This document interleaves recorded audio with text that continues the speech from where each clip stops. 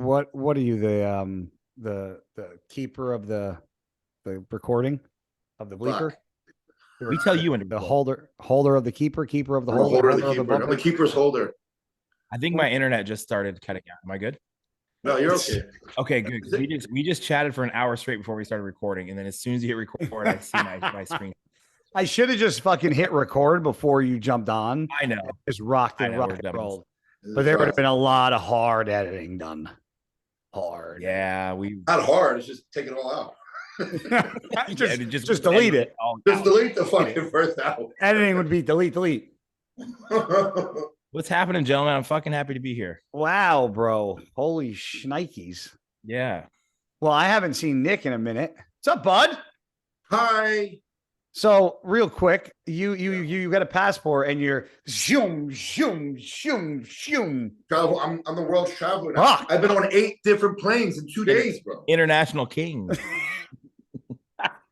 He's already fucking 1K with United. He's fucking, I Fucking mastered this shit already. I was Saskatoon, eh? Yeah. Yeah. hey. No, the tour was fun, man. But weren't you there for like 2 weeks? Went home for like a couple days and back. It was like you were home. No. So Listen, I went. you know what this fucker did? He's in Canada and he's like, yeah, dude, I'm gonna be up here. And Dorian's like, dude, we want to fly you up because Nick's gonna be here. We can get content with Nick. It'll be perfect. And then I'm like, sick. I booked my flights, and then Nick leaves like 2 days before I get there, and then he flies back 2 days after I leave.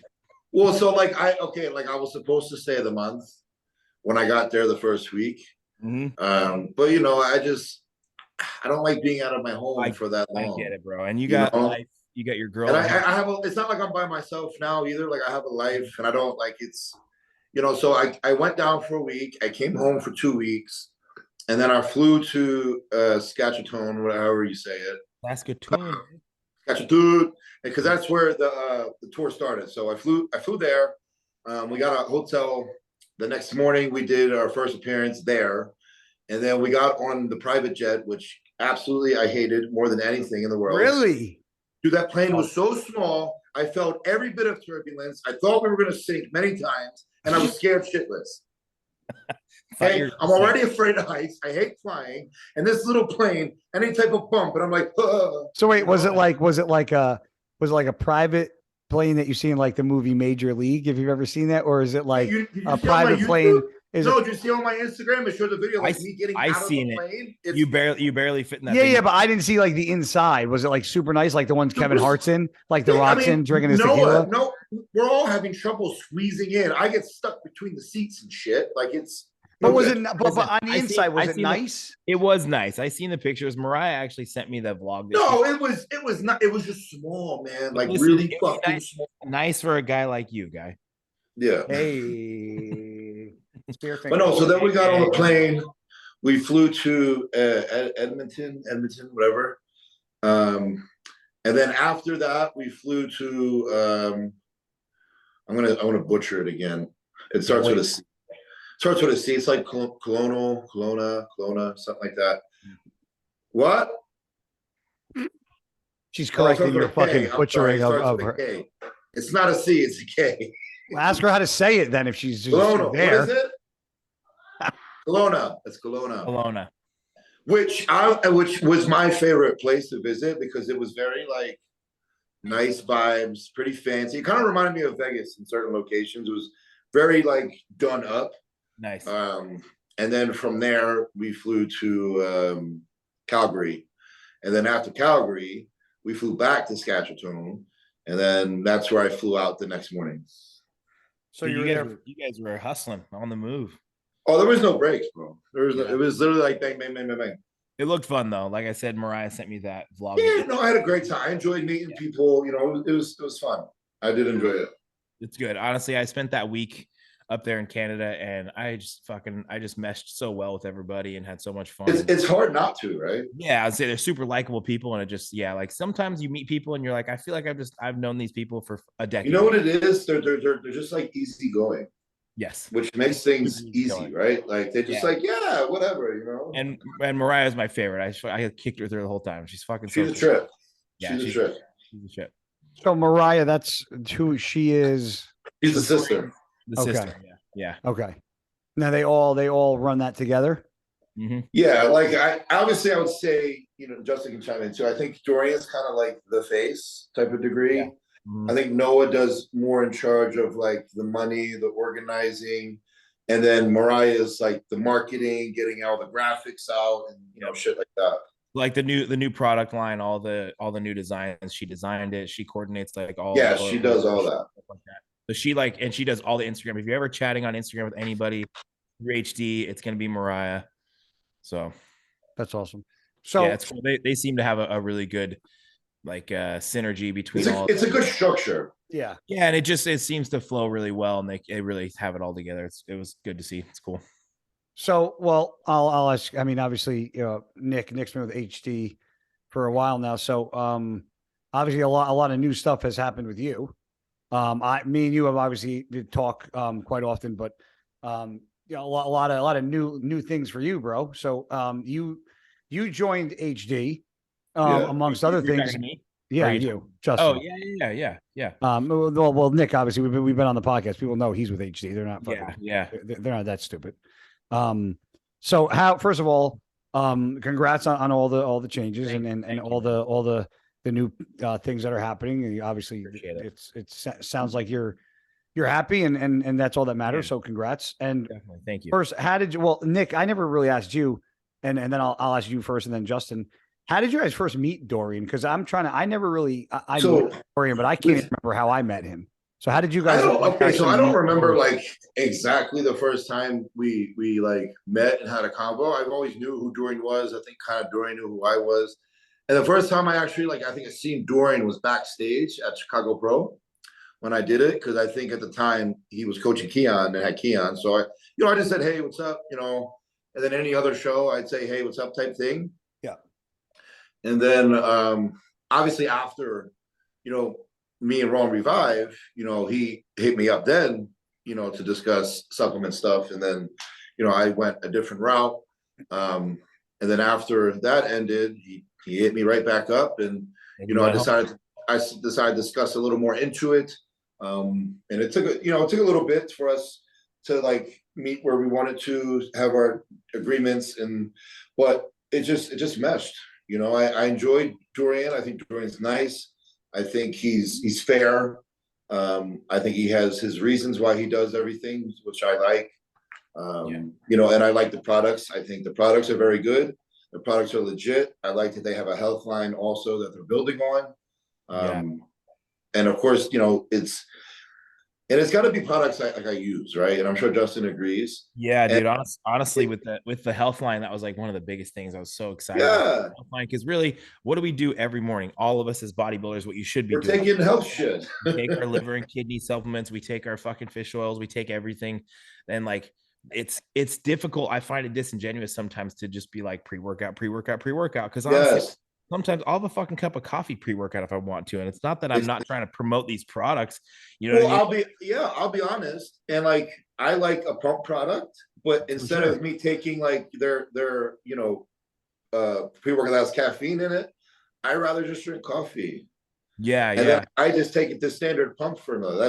That's why, like I said, like he just said, I like that they have a health line. And I also like that. So do they have, is it out already or is it coming out? Yeah. Oh, okay. They have a lot. And I also like that, Dorian is like one of the main formulators. So I like that he really makes sure everything he puts in the products are like the most legit possible. They formulated it with Dr. Khan, and he's like a fucking world renowned. They have Dr. Khan that pretty much helps and oversees all that. Yeah. So everything is like to the T, It's not bullshit. So and say not to make this podcast about like HD or anything, but Dorian is a high. Is that the same Dr. Khan that Fuad spoke about on the podcast? Yes. Yep. Okay, so that guy's he's a doctor and he works stuff. For yeah.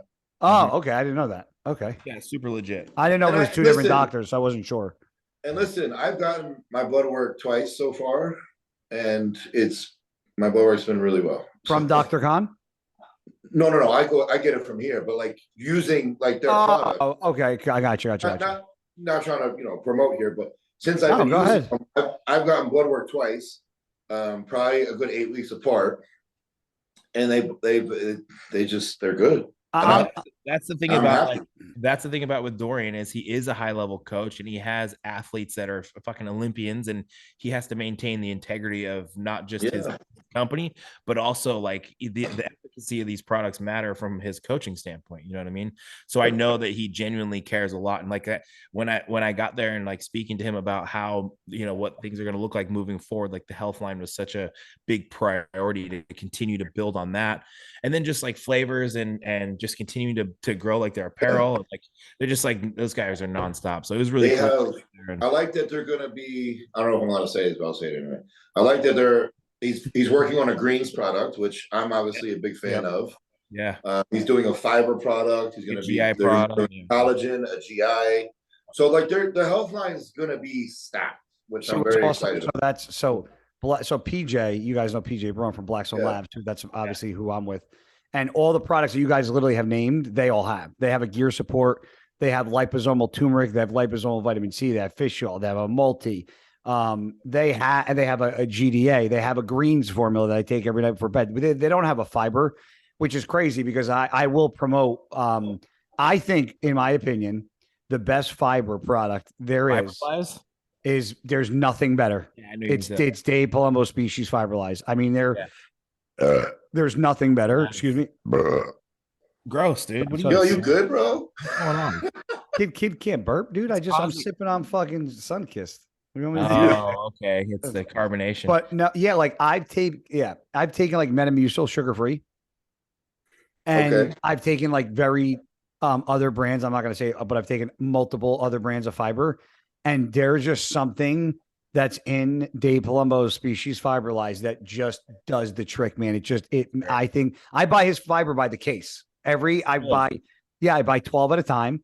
And then I contact Amanda, his wife. I'll text her like, hey, I'm running low. I need to place an order. And I'll order another 12 because I do one scoop every night. And when I travel, I mix that juiced up and Trojan horse, which is it's a nighttime fat burner, but it's got a lot of things to aid digestion in it. So I mix those three things together. So when I travel, if I have to take one supplement with me, it's that bag mixed together. Your dumps are just perfect. Yeah, my poop's got it. My poop's got to be. Speaking of which, dude, I perfect.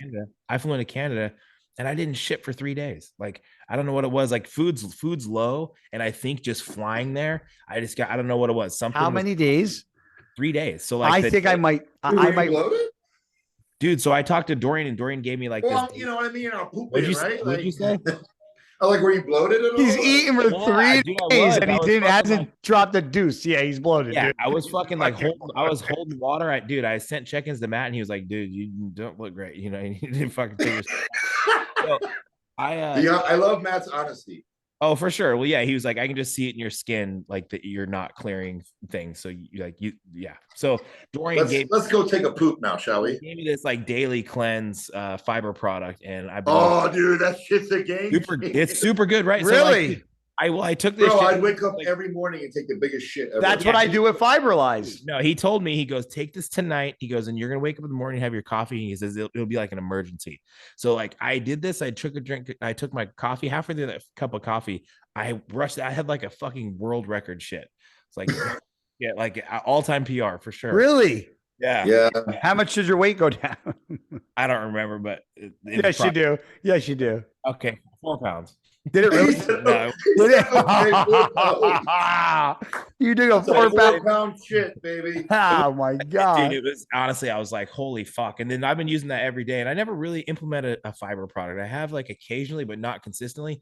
This I'm just nailing every night, and everything's been super good. They say so. There's conflicting things, like people say, or you'll read that it'll say that using a fiber product gets your intestinal wall like used to getting that. So when you stop using it, you actually don't go as regularly as normal. And that's true, because if I don't take it for a day or two, my bowels are definitely not the same. So that is true. If you take it too consistently, your body does get very regular and very used to it, to where as soon as you stop taking it, your butthole changes, the whole thing. Well, if there's no issues with taking it consistently, and I continue to take it consistently, and I maintain normalcy, and my butthole is okay, then Luckily, I don't. It's just really I don't eat like a lot of fibrous stuff. Like I don't eat oatmeal because it just doesn't. I don't digest. What about vegetables? Because I eat a ton of veggies.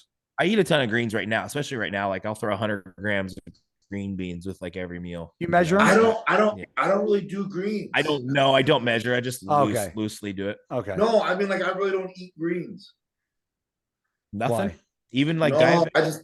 Is it because is it because your food's too high? Because Jay Cutler, I remember back in the day, would say he never incorporated greens in the off season because it's too much totality in the food. Yeah, I think because I'm eating a lot of food right now, I just don't feel it's necessary. And then I take the green product, so I'm kind of like, there you go. Yeah. It's just increasing food volume when it's already that high. Yeah, when the food's low, you know, I add greens in, but yeah, right I'll just do like either green beans or like zucchini. Yeah. But like no broccoli. I think broccoli fucks me up, actually. Hell, it fucks everyone up, dude. I swear. So Nick, everybody knows your code on HD. Is it conflicting if Justin shares his code because you guys are at the same company? No, Shire 10. And I notice you're like NASCAR today, Justin. You're fucking. I'm labeled that. Yeah. Well, yeah. Dude, so who's the what's obviously I know, but tell everybody else. So you got trained by JP, and that was before. HD. That was before HD. Yeah, I mean, Jordan and I have talked about working together for a while. He's for whatever reason, that guy is just such a fucking. He's a great dude, huh? He's awesome. He's a great dude. He's such a supportive, like nice guy, and I'm really stoked to be working with him and Corinne. They've been, even when I couldn't, because I had restrictions, so I couldn't work with them previously when I was with the last company I was with. But even you can say hostile, it's okay. Okay, yeah, whatever. You know, like we can talk about brands on here. There ain't no fucking bad blood. Ain't no bad blood. I don't want to say he said the last brand. I don't want to say anything that appears or sounds or comes off as disparaging. No, I don't at all want to do that. No. We listen. Everybody, listen. I'll say, if anybody knows you, they know you're a respectful human being. So 100%. That's you don't have to watch and walk around your words on this fucking podcast. Okay, well, good. We all know. So my last contract with Hostile had limitations, and I wasn't able to work with Jordan, the clothing company. Yeah.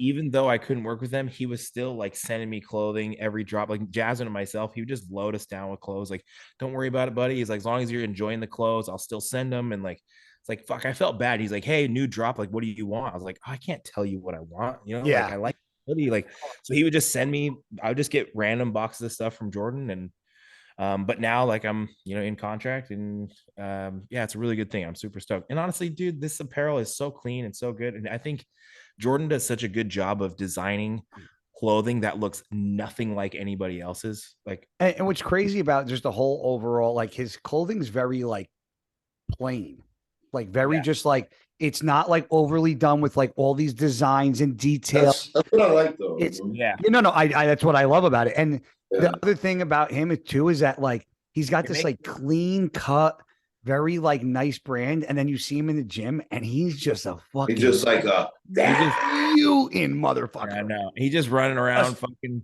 wearing his Birkenstocks, and then just fucking the weight up. I love that he trains in sandals. It makes me happy. It makes you happy. But I train in Crocs, and everybody gives me the middle finger, and I'm like, okay. I train in Crocs one day a week too. That's on leg day, and I get fucking crucified. You like the Crocs on leg day? That's the problem, guy. I think you wear them on leg day, and it's like that's the one day I wouldn't want them. So hold on. So okay, I'm gonna say I go barefoot. Yeah, I'll go barefoot. I'll show you my feet if you want. Well, not barefoot. I wear socks. Don't show us your feet. Actually, no. Yeah, show me your feet. I want to see your feet. You want to see them? Yeah. But you can't see the flatness of the feet. Okay. Somebody's definitely getting ready. I'm OnlyFans. Like a flat feet. Oh, I can see it. Yeah. Fucking 2x4s, baby. Okay, so I've tried. I used like Atomics for a long time, and then I went from Atomics, and then I went to just do my Under Armour shoes that do those big fucking high top ones, which I love. Those don't bother me at all. But when I was trying to represent brands and like Gas came out with a pair, I just found myself like, I just couldn't get comfortable in those. So I even went to the gym and trained legs and barefoot. And because my feet are flat, it hurt so bad. The bottoms of my feet, trying to fuck. Oh my God, bro. I couldn't press to save my fucking life, but I put the fucking Crocs on. Bro, I've squatted 5 plates in Crocs with no problem. Hell yeah. Well, then fuck it. That's what it and is. It just, and I don't wear them on any other day besides leg day. And I wear them on leg day because I can fucking do all that shit in the Crocs and my knees don't bother me. They really don't. They are so comfortable. Like they catch a bad rap, but like anytime I'm flying, I'm wearing my Crocs. If it works right now, like right now, hold on, I'm chilling. I'm wearing my Crocs. Yeah. Like I did my cardio, I was wearing my Crocs. Like I have those Yeezy slides that I see. I have a pair of those. I just won't wear them to the gym because I think that's just a little. I won't wear. Because I think I wore those to your house that day and you tried them on, and then you got a pair. They're nice, right? Well, it's nice now that I have like a bunch of cardio in the house. I just put my slippers on. And then yeah, but I can't use slippers. Oh no, I got slippers. No, I'm saying I can't use sandals on the treadmill. Sandals, I can't. Oh yeah, dude. Them's is the house. Oh yeah, I got the okay. I got some Uggs. I got red, black, brown, and then I have a red pair that's got no back. I get on the Stairmaster and I'm just like comfortable as can be on it. Really? Like walking on air. Yeah, exactly. There it is. My Uggs. We all got Uggs. Are you gonna really make me go get a pair? Those look comfy, bro. I gotta really go get a pair now? But I find that man, we seen your feet. We seen your bare feet. But now I don't have those on. I got Champions on now. Right now, I'm blazing fucking 45 minutes of cardio after 100 micrograms of Clen, and I get so sweaty. I sweat out I can't sweat in those fucking. Yeah, see, I couldn't wear my slippers because my feet would smell like a Subway sandwich. Yeah, well, Nick's balling, so he just has a new pair for every day of the week. Rotation. Excuse me. Yeah. Hey, no, I just put them in the washer. My computer's dying. I gotta go grab my charger. I'll be right back. I just put them in the washer for a quick air dry. Do you really put them in the wash? No, I'm just kidding. Do you? But I wonder if I could. Could you do it? What does it say on the sticker? True. Can you wash them? I don't think there is a sticker. There's got to be. Oh, like on the inside, like on the side where the stitch. Oh, wait. Let me see. You look enormous right now. 287, bro. Jesus Christ. I'm standing here like doing this podcast trying to look wider because I'm all fucking sucked up in my. How big does Nick look right now looking in his fucking sandal? He's so big. It actually doesn't say. Really? Yeah. I'd have to take him to a dry cleaner. Well, I think we're starting to prep now. I actually just sent Matt check-ins this morning. What are you guys, 20 weeks? Yeah, that's why here's the thing, right? And people will probably judge me for it, but a lot of people will still travel close to a show and prep. I know Justin just did it. I know you like to do it, but I have never traveled. Hold on. I'm gonna pause you. Hold on. This is what people like being paused in the middle. I'm gonna pause you because then I'm gonna forget because I'm old and my brain's not as fucking good as you. Okay. People go, why do you cut people off? I go, I cut people off because I'm old and I'll forget. And I'll forget what I'm gonna say. Yeah, you guys are younger than me, so you should remember by default. I'm older, so I'm allowed to cut you all off. Yeah, it sounds like shit. I didn't like to travel during prep. No. However, I also realized that I was not a Nick Walker and I wasn't a Flex Lewis and I wasn't a Phil Heath and I wasn't like somebody that because of my accolades in the sport that people were going to stand online for. And I knew that in order for me to be lucrative, not only during my career, but more so after, I had to do certain things to be out there more, to be in the position in which I am right now, which is retired. And I still get to represent brands like Gasp and Blackstone and, Medical Sauna. And, this like, that sauna is great. What's up with Medical Sauna? Hook your boy up, dude. I want a sauna. Bro, that's become, no lie. I know it's a routine, bro. It's routine. It's cardio sauna. And I see a significant difference. Yeah. In the way you feel, right? In the way you feel. Crazy. Right? Yeah. How long do you sit for? I remember we had this conversation, but I started. Get a little more in detail. Like as soon as you turn it on, do you go in or do you? No, we talked about this and I did. And then because of what you said, what I'll do now is I'll get on the Stairmaster and I do 30 minutes, and about 20 minutes in, when I got 10 minutes left, I get off it, I pause it, go turn it on, come back on the Stairmaster. You like it better that way? It's better. It's harder, but I don't stay in. So if I just turned it on and let it heat up, I would stay in it for 30 minutes. When I let it heat up, I'm in there for 20 minutes and I'm out. Yeah, that's what I do. I put it to 145 degrees, and 20 minutes is not easy for me. It's easy, but like the last 5 minutes, it's hot. The last 5 minutes, I'm like, I'm like, hurry up, motherfucker. Like I'm getting pissed off now. I'm not gonna lie. Sometimes I'll just get out. Yeah. I'm like, you know what? I'll be honest. I got too much pride. Yeah, this is good enough for today. I'm gonna die up in here. Gritting your fucking teeth and getting through it. Yeah, but if you guys definitely check out medical saunas, we'll check out. I post it every day. Nick does. They're absolutely great. They come in a smaller size, a big size. I have the 6-person sauna. I think I have the one the size under you. You do 4. Yes. But they make a 2-person as well. Yeah. Hit us up for if you guys want a discount. Or hit up my boy. We give you DM me or Nick.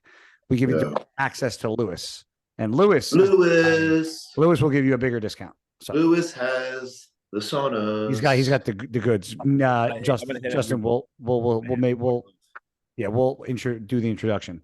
For sure, that'd be dope. Yo, and honestly, I don't like traveling when I'm dieting either. So that's what I was saying. So I didn't enjoy it. Can I get back? Yeah, well, hold on. I'm just saying. So the reason why I did it. Let me keep interrupting you. Hold on. Why I did it. Well, it doesn't matter.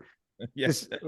The reason why I did it was because I'm not like Nick. I wasn't an Arnold Classic winner, a possible Olympia champion or future Olympia champion. I didn't. That wasn't me. So I saw the long play, which is what I did. So I traveled up until 2 weeks out. So that's why I did. It wasn't a matter of like, and that makes sense. But like, people don't understand. I have never traveled this much, so it was a lot of anxiety to a degree for me, like because I'm not used to this type of, especially going to another country several times. And Justin knows how it is. Like, there's certain things, obviously, like you can't bring. Like it's very. Yes. So I'm like, what the fuck, Sure. But I managed, and it's okay. But because of how short my off season was, even though I thought it was pretty productive for what it was, now that me and Matt are officially starting prep for the Olympia, I want to make the most of this 20 weeks now. Because like you said, yes, I am close to, winning at this point. I got 3rd. I moved up 2 spots from the year before. So I'm like in that striking distance. So now I just want to take these 20 weeks and just be like, this is me now. This is my time. So yeah, I get it. No, it makes perfect sense. And honestly, I think people like see where you're at in your career. You won the Arnold top 3 at the Olympia, but they also don't realize, dude, you turned pro 3 years ago. This is like, that's true. Like, it's not like you're a veteran. Sometimes I even forget that, Yeah. It's not like you're a veteran in the sport who's a decade in, who's like now has it all figured out and can travel and understands how these things go. Like right now, like you're still very early on in your career. And I'm sure maybe as years go by, you might be able to figure out what you can get away with. Right. And now that I'm doing it more, like every year, I'll start to get better at it, understand it, prepare better. It's just new. That's all. It's just new. Yeah, because I mean, honestly, I did this. This is the first time I've ever traveled really during a prep, and I'm 7 weeks out. But Dorian made it easy. I showed up. I had all Dorian makes it very easy. Yeah, but he had the. That's awesome. The Toronto meal prep company that he works with, he had a bunch of They're great. Yeah, super good. Honestly, the flank steak and the chicken is awesome. So good. The flank was super good. Yeah, so it was like I was like, that's better than what I'm eating at home. He had me a spot with a full kitchen. I had all my sups and everything. Like, it was good. So it was like I was 5 minutes from the gym, so I would just do my well, actually, there's a little cardio room at the spot I was at, but it made it super easy. And then I found just that week that I was so busy between going to the gym, filming content, doing the podcast. Then we went to Niagara Falls, and then we did some photo shoots, and then I'd be doing my cardio back to the gym. And it's like, I stayed so busy during that time that like that week flew by. I didn't think about anything but training and you progressed. I wasn't like food. Sometimes you're at home and you just like sit on the couch. You get bored. You look at the clock. You stare at the clock. So I think there is some value in being able to keep yourself busy. It's not always practical to be flying and traveling, but in a situation like that where you just get to fly, in my opinion, to the best or one of the very best gyms in the world. Tell me, now that you've been there, tell me, how'd you like it? I need to know. Oh man, it's so fucking good. And you know what? It's that good. I'll give them credit. So this place is like 35,000 square feet. And is it that fucking big? Listen, it's outrageous. So sometimes you'll go to a gym that's like super big like that, and it'll feel corporate. It'll feel like fucking Walmart, and you'll be like, this just feels so void of energy. It doesn't feel intimate. Like it didn't at all feel like that. It felt intimate, felt hardcore. It was like jam packed. Like it's just like the way they had it laid out, all the equipment, the community, the music, just like everything. I was like, they are fucking nailing it. So I really commend them because it's not easy. Like, dude, if we look at an empty 35,000 square foot building and then think about making that motherfucker packed to the gills with the best equipment in the world, like it's literally packed. Everything. Is it really? Are you talking about packed with people or packed with equipment? Well, both. I mean, honestly, it's like I don't, because it's so big. I'm sure Justin will. It doesn't look like it gets that busy. No, it's busy, but because of how big it is, how much equipment they have, is on top of each other. Dude, there was like 7 pec decks. I was like, we didn't have to wait for a pec deck. You know what I mean? I know, just pick one, man. Yeah, I was like, okay, we'll just use the Panada today, which is amazing. And it's like even if somebody is on the one you want to use, the second one you want to use is probably just as good as the first one or the third one anyway. Yeah. So it doesn't. Bro, he has a line of just straight like 7 to 8 leg extensions.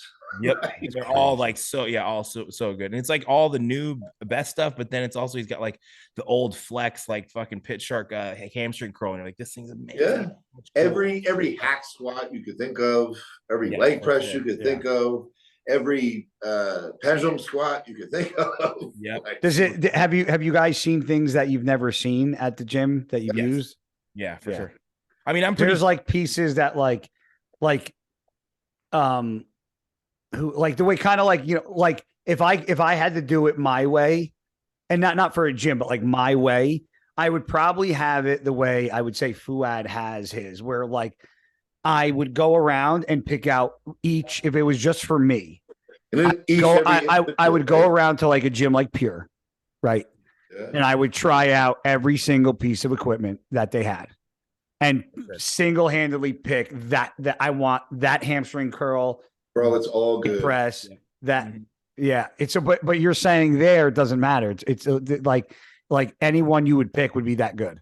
So I'll say this, bro. Like because I'm picky. There are things I don't like, and there are brands I don't like. I'm the same way, but I used different shit every workout, and I didn't have one bad workout.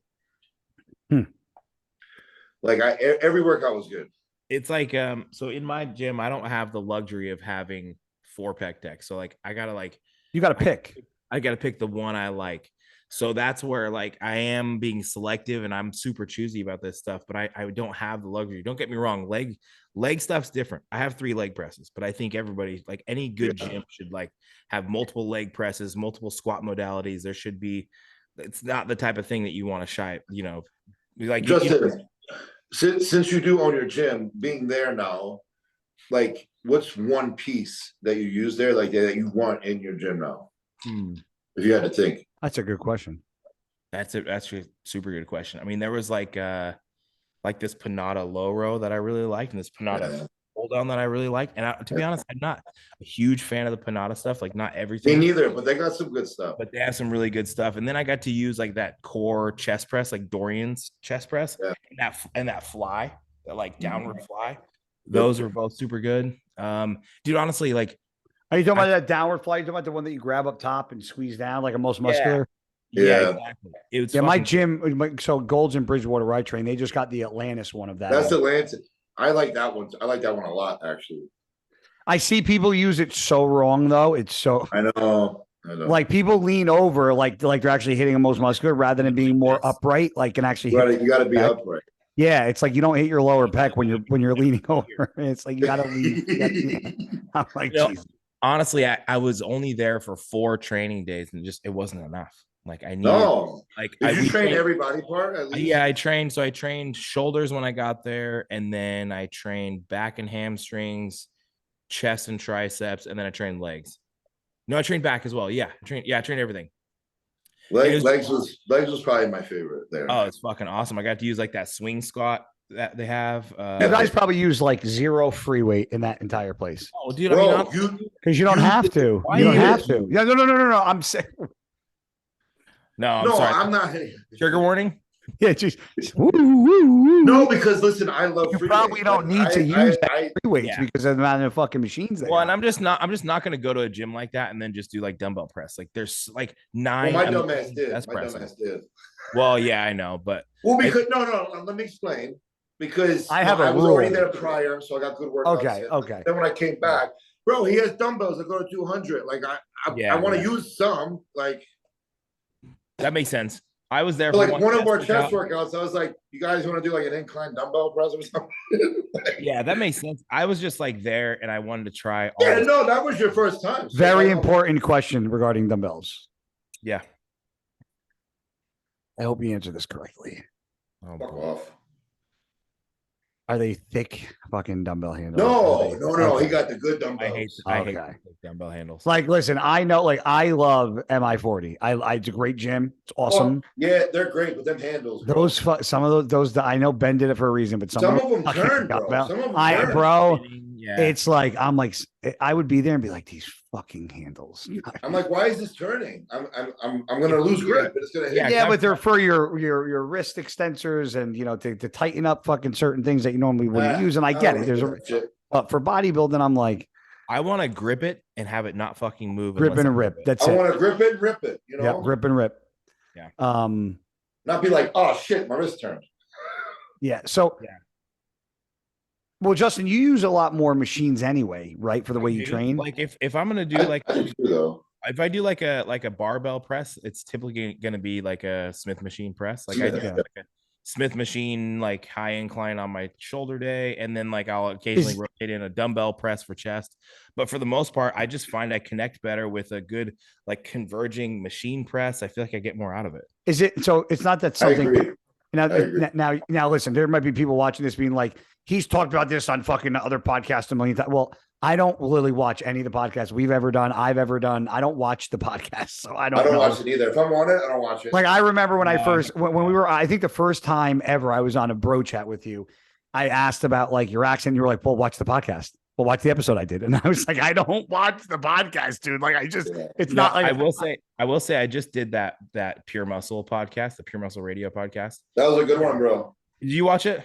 I did, yes. Yeah, I thought it was really good, and honestly, so like I told that story on Fuad's podcast. If you asked me to watch, if you said, "Hey, watch this podcast," it was really good, I'll sit down and watch it. But like, you guys, really I'm not going to ask you to watch it, but I will say that I felt like then I'll watch it.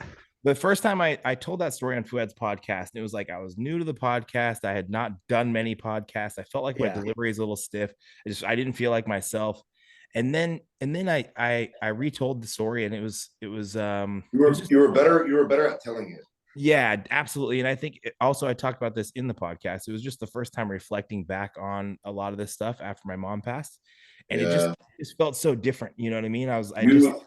Well, I think also because you're more comfortable being on camera now. For sure. So you're also not afraid to show more emotion. The first time you're on camera, and I feel like you tell like a private story, you're a little unsure about it. But the more you get on camera, the more you're able to express yourself. Yeah. It's more like meaningful when you actually tell it. A little more organic and comfortable, and then also being there with them in the studio, it just felt like. Of course, I felt like that podcast was really good, and I was actually proud of it. I thought like being able to deliver my story like that, and I feel like it was a good story. I mean, so I actually got a little teary-eyed. I'm not making you. I'm not asking you to relive another story that you told, but just for the record. So when I first heard about one of the incidents that you've been through, because as I know, you've been through way more than one, which is where I was shocked, because when I first knew about you, I thought that the one incident when you were ill was the reason for the leg, and I didn't realize until I knew you that it was a string of bad luck. And what the reason why it's kind of cool is because you don't, people there's analogies that I use, right? I all the time when a client gets hungry or a client doesn't want to do cardio, I'll make up analogies like, there's people that don't eat for 6 times in a month. You're eating 6 times a day. Just because it's not what you like, it doesn't really fucking matter. You're not hungry. You're mentally starved. You're able to eat. But you're able to eat 6 times a day. It might not be. It might be fish and veggies, but you're not starving. By no means are you starving. Yeah. And then I'll use analogies like, there's people that got their legs blown off overseas or weren't born with limbs or that would do 23 hours of cardio out of 24 hours in a day just to be able to have their fucking legs for those 23 hours. So don't tell me that doing 45 minutes of cardio once or twice a day is a bitch. Well, listen, dude. Hold on. And the reason why I say that is because you can get as in-depth into this as you want, is you lived through a lot of those things that I said, and more so the physicality parts of not being able to do certain things and still having to live with restrictions, whether people see it or not. But to come through that adversity once and get to a certain point, then get hit again with another set of adversity, and then to come back. And not only that, to then turn pro and be in a position where you'll probably be on the Olympia stage by the end of the year after you win is pretty fucking crazy. And I didn't know that about you in the beginning. So like, it's shocking to me that you are even, the way that you look, fuck the bodybuilding stuff. Let's just take your physique as a whole. Just looking the way you do is incredible based on what you've been through. It's crazy. Well, so you can get into as in-depth detail as you want, or a little or much. Obviously, I want you to just speak briefly because people that maybe never watched you before or did it were fans of me and Nick and not you. Because I didn't really know a lot about this until we speak pretty often, but kind of give people an idea like what I'm talking about, because I don't think you realize there's certain people I hold on a high regard for certain reasons, and I hold you very high for these reasons, because I don't think a lot of people would be able to overcome those and do what you did. I appreciate that, dude. And listen, I think it's all about perspective, right? I think regardless, an hour of cardio when you're hungry sucks.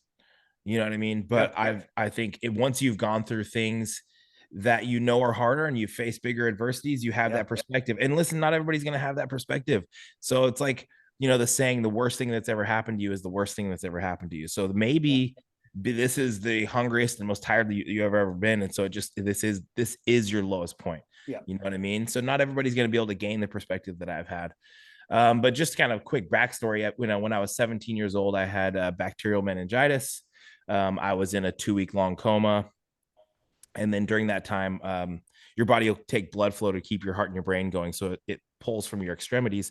So I ended up losing these 3 fingers on my right hand. So when I woke up out of that coma, fingers were black, like I had frostbite. And I was in the hospital for 90 days, like 2 months in ICU, another 30 days in rehabilitation. At that time, I was like paralyzed from the neck down because you just don't use those like neural pathways or anything. So when you wake up out of that coma, it's not like in the movies where you just spring up and you're gasping for air, asking what happened. Like, no, man, I woke up and I had life support down my throat, and I'm like looking up at my dad. My dad's telling me, hey, everything's okay. And I'm trying to breathe, but I can't because I have a tube in my throat breathing for me and I can't move, So it's like, it's definitely not what the movies make it look like. And I do talk about this in that other podcast in a lot more depth. But after that, it was just like, I rode BMX. That's what I did. It was like, before it was bodybuilding, it was BMX. Well, how long was that recovery from start to finish, from in and out? 2, 3, 4, 5, 6 years. I mean, it was fucking ages. I mean, like I went into the hospital like 155, 160 pounds, and I left the hospital, 90 days later at 95 pounds. I was just a fucking bag of bones, dude. I was so tiny, and I couldn't really walk on my own. And so like, I would be walking like down the hallway where they have the harness around you, and I'm like hugging handrail, and they're teaching me how to walk. Then they would get me on the treadmill thing that has the handles on the side, and I'm just like strapped up, and they're like helping me walk. Like I went through all that shit, you know what I mean? Yeah. And you'd gain a lot of perspective. But listen, it was I had liver and kidney failure. I had what's called ARDS. It's acute respiratory distress syndrome. So during that time that I was in that coma, my lungs basically turned to leather, and I burst a hole in my lung about the size of a silver dollar. So on top of liver and kidney failure, dialysis, losing half my hand, I also burst this big hole in my lung. So then I had these respiratory issues that I had to deal with. And do you guys remember the kid on Malcolm in the Middle that used to Yes. talk like this? Yeah. Well, me. Fucking that was me for the longest time because I just could not keep air in my lungs, and it was like I dealt with these respiratory issues for a long time after that, and because I had to heal this hole in my lung. So when I got out of the hospital, it's like I I had to I had to kind of I could stand on my own 2 feet, but I couldn't really walk. So like I had a walker, and then I'd spend most of my time in a wheelchair, and then I'd just be going to rehab over the next 6 months or so before I was like I could get off my couch, walk outside, and like go for a walk around the block. That was probably 6 months after That's fucking crazy. the hospital. So it's probably about 9 months later. And even at that point, you're still talking about a kid who's like 125 pounds, malnourished. During that time, like it's so bizarre because like I fucking, I shed my skin like a fucking lizard. You know what I mean? I was dying. I had complete kidney, liver failure, internal failure. So like my fingernails died off, my toenails died off, my hair thinned and was like falling out. So like it was just like it wasn't just my fingers. It was like I bring my whole body back to life. You know what I mean? It's like the skin texture was different, and like I said, my hair was so thin. I remember cutting my hair, and I was so insecure about it because of how thin it was. But it was just, dude, I mean, I was dying, Yeah, I remember the thing you posted about it was your brother. You said you like actually were like this, like I actually feel like you were like when your organs are going, Oh you can man. feel it. It was there was just absolutely no question in my mind.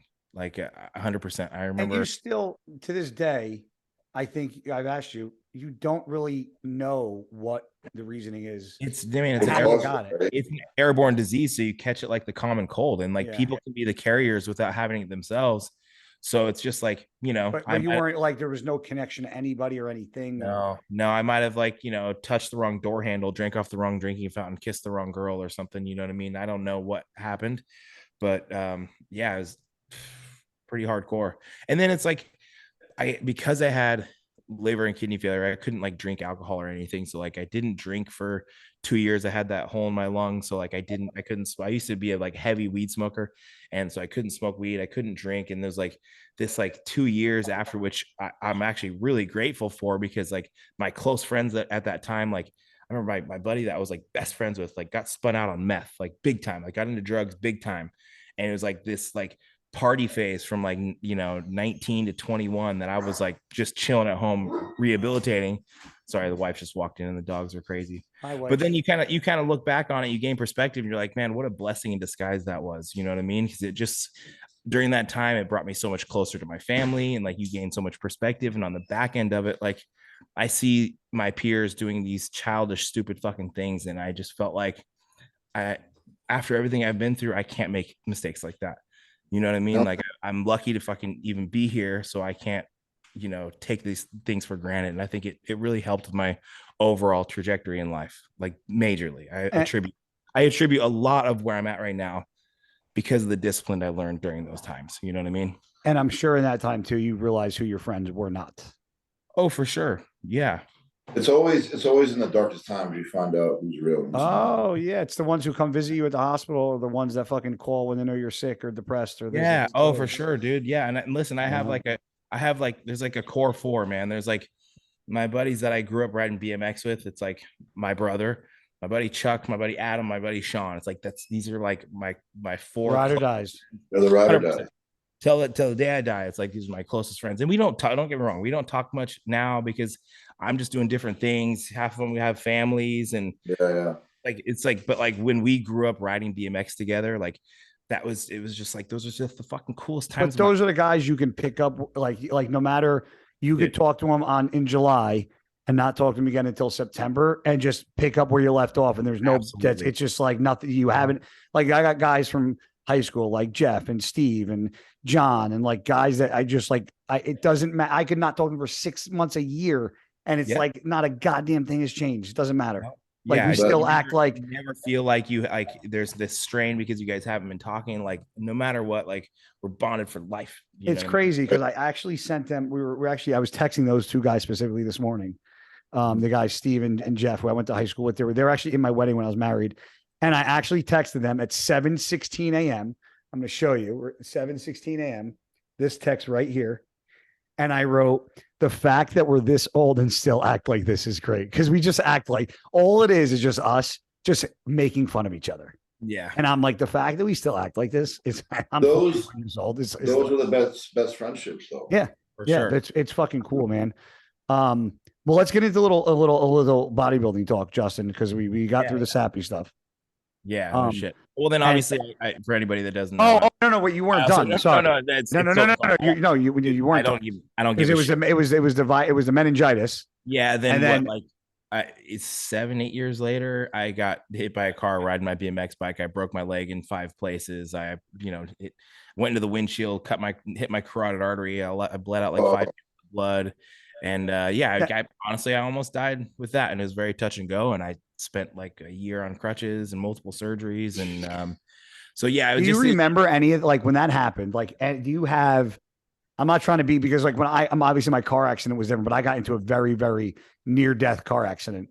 And when the guy stopped in front of me, and like I hit him because he cut in front of me to make an illegal turn, and it's crazy. It happened so fast, but I remember the shards of glass coming at my face. I could see the shards of glass in slow motion coming at me and hitting my like. That was like me at one of my car accidents. It doesn't make sense, but I swear to God, it was slow motion. That's what it felt like. It definitely, things operate a little at a different speed at that time, right? Yeah. What I remember like is the crunch of that car, of me hitting that car. I remember that noise so vividly. What was it your fault? Well, I mean, I was riding opposing traffic, but I was in the bike lane. And the way you can do that. That's legal, right? Yeah, no, actually, technically it isn't, because I was opposing traffic. So I actually got cited. It was fucked up. But, I would think that's safer because you can see the cars coming at you to move. You would think, yeah, but this guy, it was like he didn't even have insurance, and like the pictures I have of the incident, like you can see he like pulled the wheel towards me, like he seen me in panic, and like his tires were up on the sidewalk, like he ripped a wheel. It was really a fucking weird incident, but I don't know, lucky to be alive, and and I just kind of refused to allow any of that stuff to be something that held me back. And again, that incident, I was riding BMX at the time, and that's what really got me in the gym. Like I used to go to the gym before that, but I was just training arms and trying to look good on the beach. But I started training because I didn't want to waste away. I had that incident when I was a kid. I had meningitis. I knew what just sitting and wasting away and losing weight does. So I got in the gym, I started training, and then I started growing. And then it's like, while you were on crutches, you went back in the gym because you didn't want to waste away, or after you got off the crutches a year later? I trained for like a full year on crutches. And then when I started training legs after a few surgeries, I had break in the hardware in my femur. Like I broke a bolt, so I had to have that hardware pulled out. And then I had like a non-union, so they had to pull out the hardware, put in bigger hardware, and then that bigger hardware, after a while, when I was trying to squat, I would squat, and it was like a rod like this long, like in my femur, right? So it would be, when I would squat, it would be shearing like the inside of my glute, because it was so long. So I would squat and I would feel it. And I went to my doctor's like, man, when I try to squat, like take it out. As soon as I hit parallel, he's like, yeah. And then we did some imaging, and you could see that it's just like pushing through the top of my femur and through past my hip, and it was shearing my glute. So it's like, okay, if I want to squat to depth and I want to build legs, I got to get this fucking hardware pulled out. So they pull the hardware out, which you think most people would have left that in and been like, I can't go fucking parallel because I got a fucking rod in my leg, bro. That's what I was gonna say. It's a pretty convenient. That would be such a convenient reason to be like, I don't train legs because I got this, rod in my hip. I'd love to squat, but I can't because I have this rod in my hip. Like, how about just fucking buck up and get the rod pulled out? you know, and that had to suck in itself. Dude. So I thought I think I was a little naive. I went into that thinking Nick's never had surgery, I don't think. So Nick's not Nick fares well to none of this. He's like, to get this hardware in, fucking YouTube, like somebody putting hardware in a femur, right? So they got to take a rod and they're fucking hammering it to guide this through your femur. It's not like they pull out your bone and then they just like whoop, lube it and fucking slide in a piece of hardware. They're hammering that cocksucker. So to pull this hardware out, I didn't really realize it. I was like, I'm just gonna go get my hardware pulled out. And they told me, hey, it's pretty invasive and it is tough. And you know, there's gonna be probably 4 weeks on crutches, but you'll be okay. And I was like, dude, fuck that. I'm good. They pulled this hardware out. Dude, I swear that was as bad as breaking it. really? Like, no way. that surgery, like the edema I had in my leg, the swelling, and like I was on crutches for another 4 weeks after that. And like I just spent a year on crutches. And I'm walking around finally for the first time for a few months, and I'm like, I want this hardware out. And then I'm back on fucking crutches again. But I had to do it.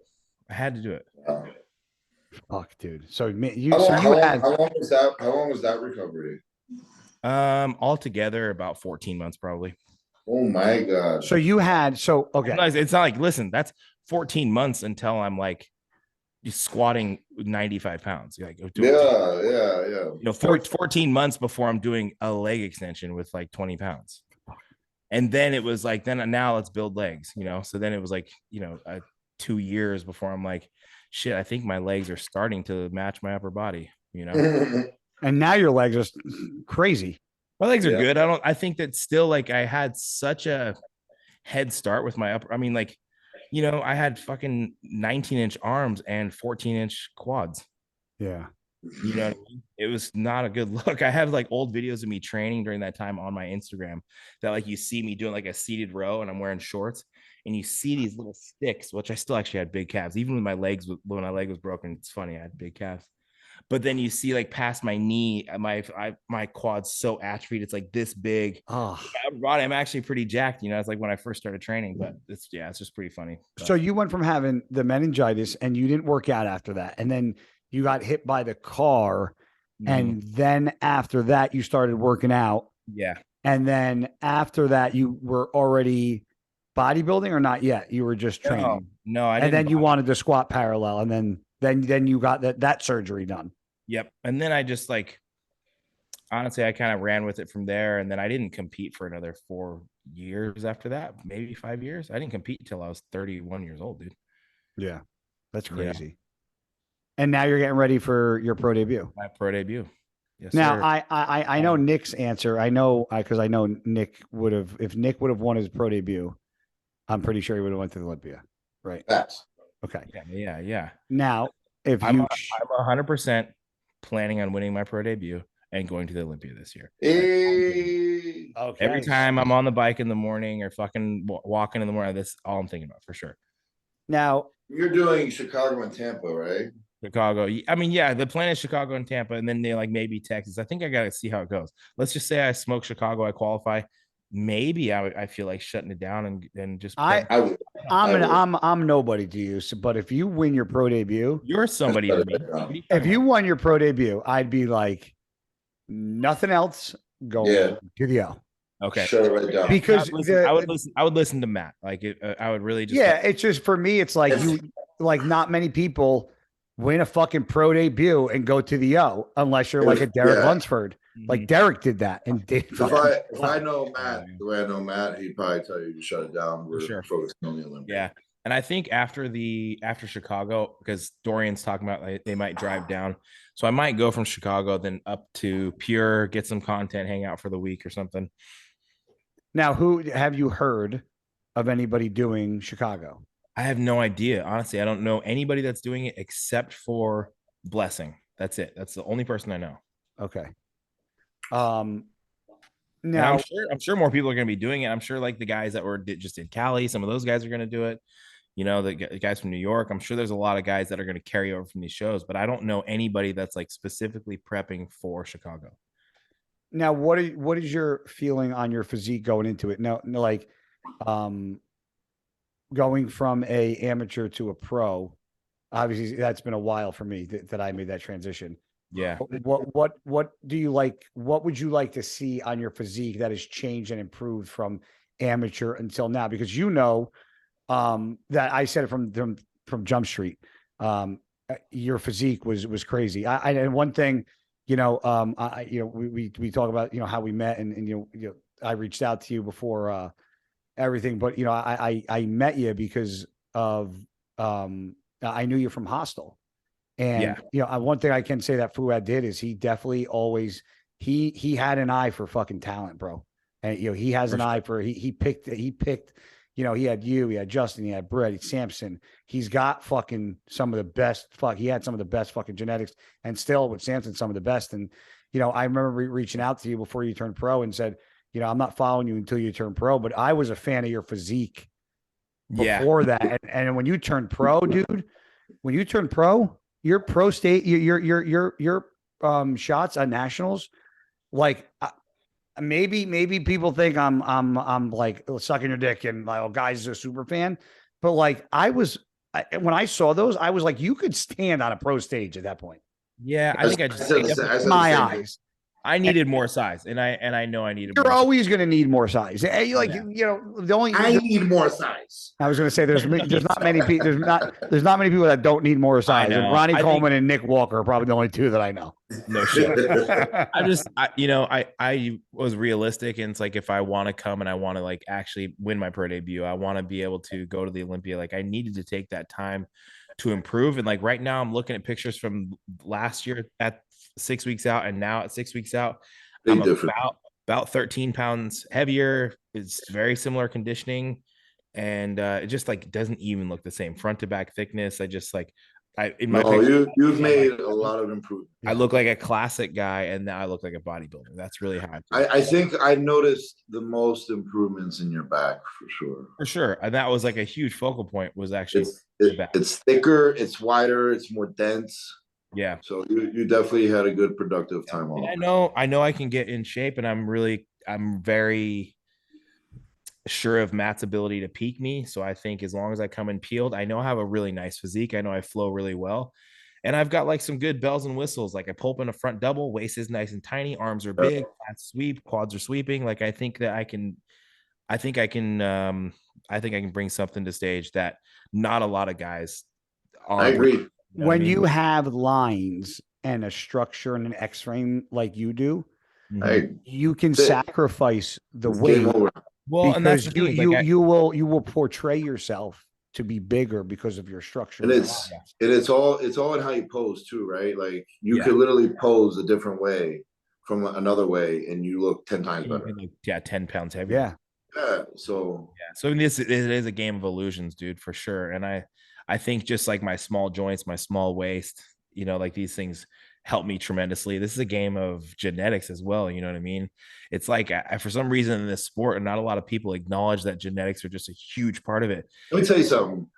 I have learned probably this year, maybe last year, how big of a role genetics really are. Dude, I mean, it's everything. Listen, everything. If you're not 6'5", you're not in the fucking NBA. It just is what it is. You know what I mean? And if you have, if you're a guy that has like your waist is wider than your shoulders, then you're probably not going to be a great bodybuilder. Like, we all see those guys that are like giving it everything. These amateur kids that are like, they just don't have it, killing themselves in cycles. I'm just like, dude, some people just aren't even like, I'm looking at you and I know you're running 2 grams of gear. And I would question if you even go to the gym. Like I would see you in public and be like, I don't know, that guy might Justin, there's people at my gym, bro, that like compete and they like, dude, it's just, I'm just like, man, like it is okay. Yeah. It is okay to be okay with just going to the gym and working out for you and not on a bodybuilding stage. It's not for everybody. Not everybody has the propensity to put on muscle. It's a different ball game. It's a different animal. It's a different animal. It is. But that doesn't mean, like you said, you can't train hard, like enjoy the process, eat your meals, feel good, go train, go fucking get a pump in the gym. Like these things are still incredibly valuable. I think everybody should exercise. Everybody should break a sweat. Everybody should challenge themselves, but not everybody needs to try. I mean, listen, if you want to compete and give it a shot, that's fine. But what not everyone needs to do is put their health at risk for Yes, something yes. that's never going to happen. You need to be very honest with yourself. And I think that's what a lot of people have a hard time with, is just being objective and looking and being like, Well, and I feel like in this day and age, it's hard to tell people that because of how sensitive people can be. And they're like, oh, you're killing my dreams. You're this, you're that. And it's more like, I'm helping you. Yeah, you know, I'm trying to help you. I'm not trying to kill your dreams. I'm letting you know that it may not be in your cards. Yeah. Just that is what it is. And some people will even like the guy, you dumbass, you'd be like, oh, I know I have bad genetics. Dude, you don't. You know, you won 7 pro shows. You've got, there's people that have genetics that just will not work for bodybuilding. That I know. But then there's some people that be like, you know, Dorian didn't have good genetics. I'm like, what the fuck are you talking about? You see the amount of muscle on that guy. That is a genetic propensity for putting on tissue. Yes. Okay? And it's not like he had bad shape. It's not like he had like crazy sweeping fucking arms and the bubbly. Like, no, yeah, he didn't look like Phil, but the amount of tissue that guy put on, the conditioning, the mindset, all these things are genetic traits. He trained so hard. And how strong he was. That guy's the fuck. And he trained for less than an hour. Yeah, 4 times a week. He's like training. You know, I if you are training hard enough, I think an hour is all something. If you're training hard enough, but I train with 1 to 2. I train with either Joe or Joe and Chris. So if it's me, Joe, and Chris, it's an hour and a half. If it's me and Joe, it's an hour and 15 minutes. Yeah, that other person just the only adds body part. You know, if you have 3 people, that could be a little longer. Legs. But listen, I'll be honest. I actually enjoy my time in the gym. I'm the owner. I enjoy the camaraderie with my staff and my members. I'm in the gym when I train for 2 hours, but it's not that I'm training for 2 hours. Sometimes hoodies up, I can blaze fucking 60 minutes, 90 minutes. But you know, I'm kind of enjoying my time in between my sets. I'm either chatting with Jasmine, my training partner, and then when it's time to work, I work. You know what I mean? But when it comes down to it, I'm talking about 4 or 5 movements, 1 to 2 working sets, you know, 8 to 10 sets total that I could rock out in an hour if I needed to, in and out. And this off season, I think I talked to you about this, Nick. Most of my off season, I train for 4 days a week. Yeah, I really, that's what I believe. I think if you are training that hard, 4 to 5 is really it. Matt, how would you? So I'll save my question for after. Go ahead. Okay. No, what I was saying is like Matt had me pull back. Like we had 2 back days, and he was like, "Buddy, I think we're going to get more if you just let your back recover." I agree. Now, so deadlift. If you're training and connecting that hard, and like you don't need that. Like I'm learning even from this is so the way I train now, especially with Jared, the way it is. I train like I do a push pull leg, right? But with the sets within, it's just so less. Yeah, and I'm getting better. Training to failure? No, I'll be honest, I don't. But like you go to like the threshold, like 1-2 reps in reserve, maybe. Yes, because and here's the thing, right? Now this is a big debate, right? But not many people think, you know, oh, you can grow reps in reserve, blah blah blah.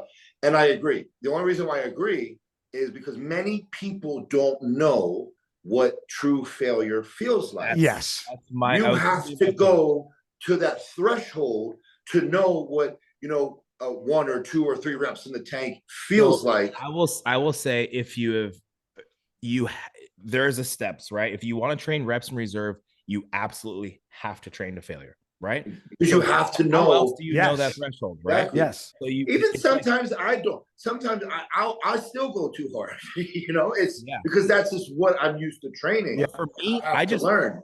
It's about how I'm wired, and like if I've got another set on that leg press, I'm fucking getting it. Another rep. Balls. I'm fucking getting it. But I have now that I'm starting to get it down more, I see that I do feel less fatigued. Yeah, I could see that. I have quite more energy, and everything is improving because I've also learned with how Jared does it. Even though it is reps in reserve, and like I said, you have to know what failure feels like. It's even though there's reps in reserve, the intensity applied to each rep in itself is hard.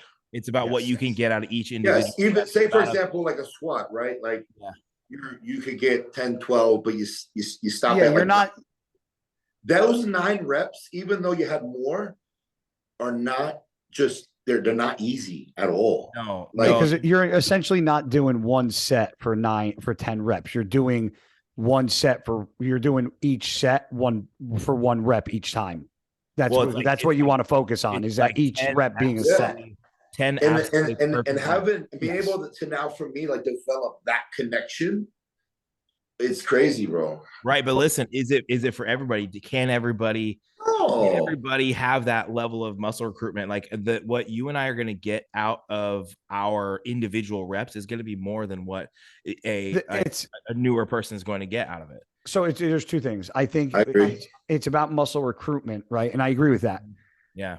But it's also about intensity and recruiting the muscle at the highest intensity without fucking up the muscle contraction.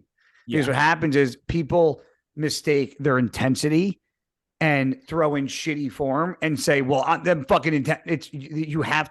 There's got to be the balance of, for example, one of my closest friends, Branch, right? One of the most intense motherfuckers there is, but you could sit there and argue his technique 6 ways from Sundays. Now, it worked for him. Yes, that's fine. Let's just throw that out there.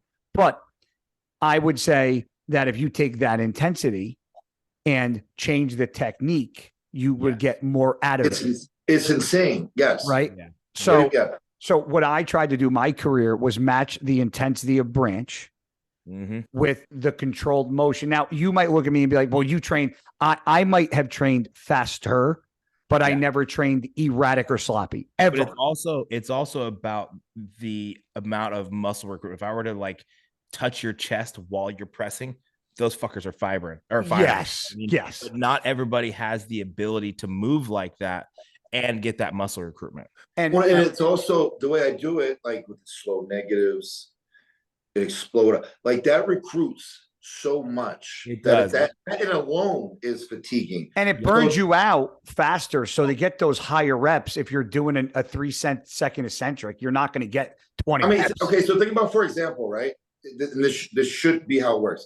Say you're on a Smith, you got 315, and you're doing such slow negatives, but applying so much intensity to every rep. Say you get 15, when maybe you could have got 18 to 20. Your legs should be blown the fuck up, though. Of course.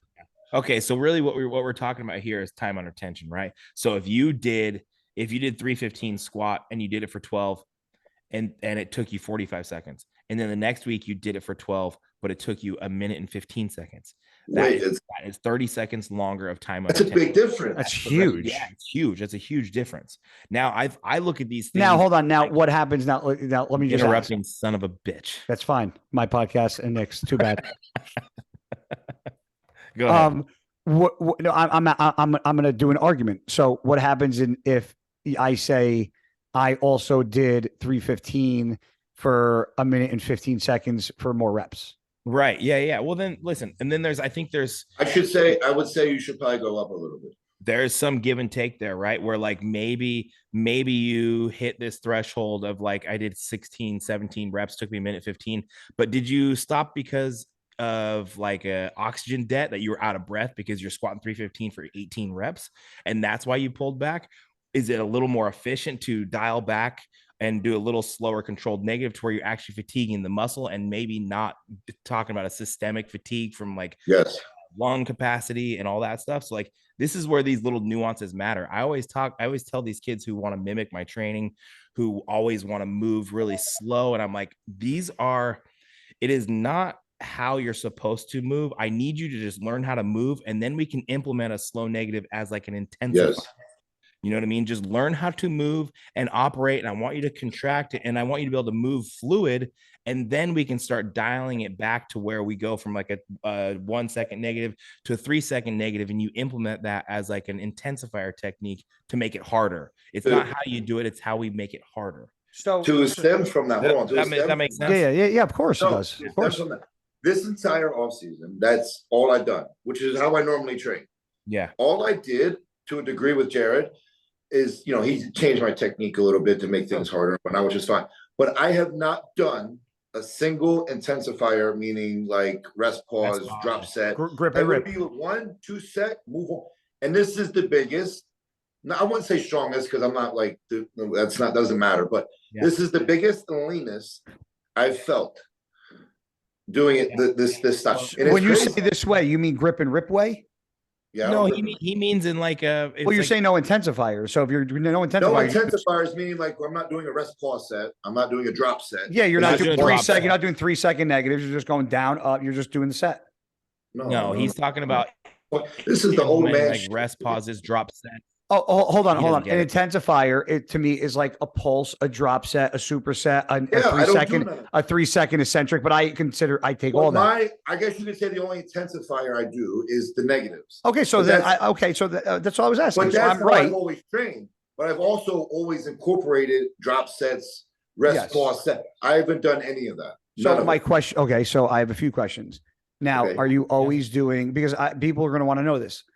Are you doing the 3 second negatives on every set, every exercise? Or are you just picking and choosing them? No, that's just how I train. I don't know how to train like fast. Okay, so you're still okay. That's where I'm at as well. It's honestly become so wired in me that that's just how I move at this point. Like slow, and I don't know if it's 3 seconds. I don't know if it's 5. It's just a very slow negative, and that's just how I train. But since I do it that way, and then took out the other intensifiers, all your energy is into the set. Press and a lot faster because you're I pulled back because again, everybody knows the negative, the eccentric rep is the hardest part of it all. Yeah. So when you're doing that so slow with a pretty heavy load, for like we all said, a minute or so for 10 to 15 reps, that is fatiguing in itself. So are you looking for max failure, Nick, or are you guys actually timing your sets? I honestly listen, and this is a big no. I'm wondering because I'm thinking about. I'll try it. I'll tell you how I do it. This is a big contradiction. So the way like the training is set up, I'm following the specific app, which I like. It allows you to progress. So like week 1 would be like after a deload week, so to speak, or a week off, whatever you prefer. You ease into it. Yeah. So no, there are no sets till failure. But the intensity implied to the reps are always intense. And then week 2, it gets harder. Week 3, it gets harder. Week 4 is what you would call, fuck it, it's hell week. And then you kind of restart back over. Now, for somebody like me, and I'm not being funny, but like I got bad shoulders. I'm older. I'm on TRT. Yeah. Is that something you would be like, I wouldn't really do that because the progression and overload might be too much? I think for you, it'd be. No, I think it'd be fine. Because like right now, I'm doing the John Meadows. I'm doing John Meadows Devour program. I don't know if you ever did his Devour program, but that's I haven't done that one, but I've done one. So and I mean I've done a couple of them. I mean it's and it's funny because you guys mentioned something about 4 days a week, and the past couple weeks, I think out of 4 weeks, 2 of the weeks I only trained 4 days because of travel, and I haven't seen a dramatic decrease in anything. But I've actually. I think what you can see is that you will come into these sessions a little more fresh. Yeah, that's the point. So how would you? So I was going to ask you guys, since you both agreed with the 4 thing, how would you do a push pull leg arm and be done? You totally could. The way I used to do it, it would be like. Well, how would you guys say? You both would do it differently, which is why I want different opinions. No, I used to do it was chest buys, and then I would do back. Chest buys, off, shoulders, tries, legs, and then off. Hold on, back, and then chest, back and buys and tries. Yeah, I like to do chest and biceps together. So I do shoulders and biceps together, but exactly the same. I would start my week with back, and then I would do chest and triceps off. I would do legs, and then I'd do back, and then I'd go off. Right. Okay, so you're pretty much saying either chest tries or chest buys. With shoulders, it's really whatever you like at that point. But that's commonly like me and Justin are on the same page. That's pretty much how we would split. You know what it is? I'm also not gonna lie. Like right now, I am training 5 days a week, and I do typically train 5 days a week. I just know during my off season, I just listened to my body and was like, man, I just don't really feel like I need to train. So so I had a secondary back day that I would pull out that I didn't always do because that was like Matt was telling me, like I think we should just let your back recover instead of just hammering it constantly. And I think there might be more return on the investment. Yeah, I think I might do like a functional type of training day too, where I'm doing more functional jumping, running, or sprinting stuff because I do cardio every day, 30 minutes and 30 minutes in the sauna, like we're talking about. And I think for me, I think having the 4 days a week I could do if I had an end result, which would be competing, because I'd be like, oh, the 4 days is good for recovery. I'm growing. I'm getting bigger. At my age, having the 4 days, the only thing I'm doing is losing my mind an extra day because I'm not in the gym because I'm throw in. What you could do is do 4 days like that. Maybe the 5th day do more some aerobic shit. Some yoga. Was that the chicken dance? Yeah, But so one thing I was going to talk about, because you guys mentioned the younger generation and like doing things and like not real and just like not really looking into it. It's not, dude. When we talked about people that shouldn't be bodybuilders, and nobody put an age on it, this is just something that blew my mind. And I'm sorry. I mean, I know you watch the podcast. He's a client, so I'm not going to say his name. But man, I fucking learn something fucking new every day. So I had a client, and he's new to bodybuilding, granted, but he's not new to dieting. He's not new to gear. He's not new to fucking training. Like, he looks like he's ran gear and he looks like he's competed because he looks good. So he sends me a text message 2 nights ago, and he goes, if I'm putting olive oil on my salad before I go to bed, is that a bad thing? And I go, how much? He goes, I measure out 2 tablespoons. And I go, yeah, that's a lot, dude. You're dieting for, no, he's dieting for a show. He's pre-contest. Pre-contest. Hey. It gets better.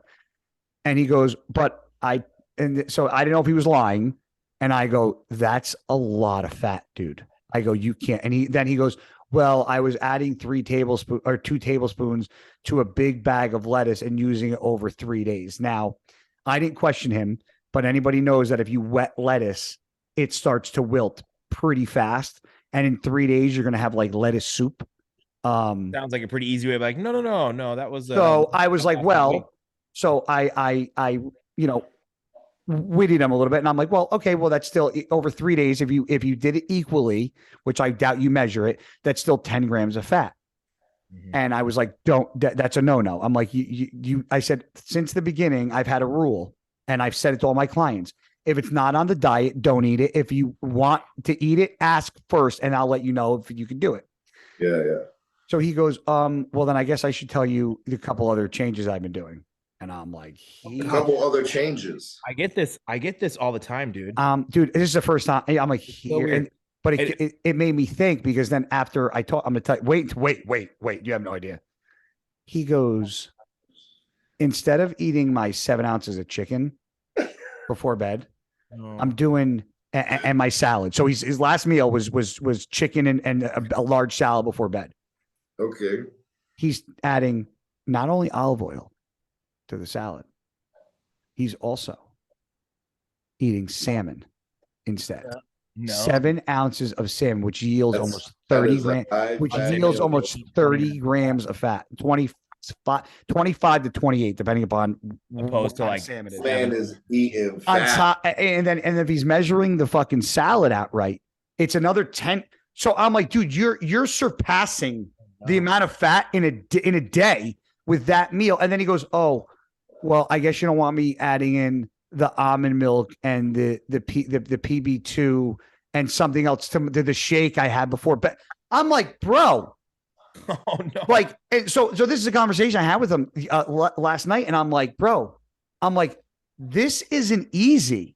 Like, I'm sorry. Like, I know people can say what they want, and motherfuckers could say what they want in the comment section about bodybuilding not being a fucking sport.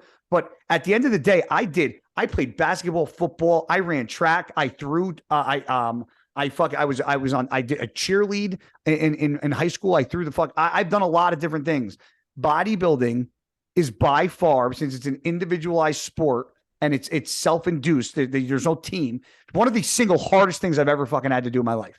Okay. Mm-hmm. So people can say what they want. And the people that say it's not hard are the people that don't get in fucking shape and walk on stage looking like a fucking sloppy, soggy fucking turd. Okay. Eating like a bag of dicks. Salmon and olive. We're eating salmon and olive oil before bed. No, I'm just kidding. That sounds awesome. But that's my point is this. I'm like, you're not going to eat things. Righteous. It's not like this. Everything's not going to taste good. And cardio should suck.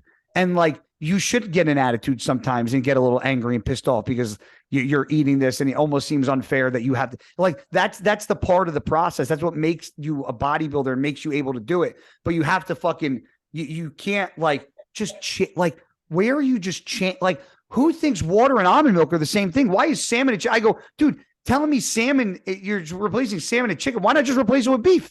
That's what I said. I go, why not replace the lettuce with rice? Like, I'm like, I just don't understand.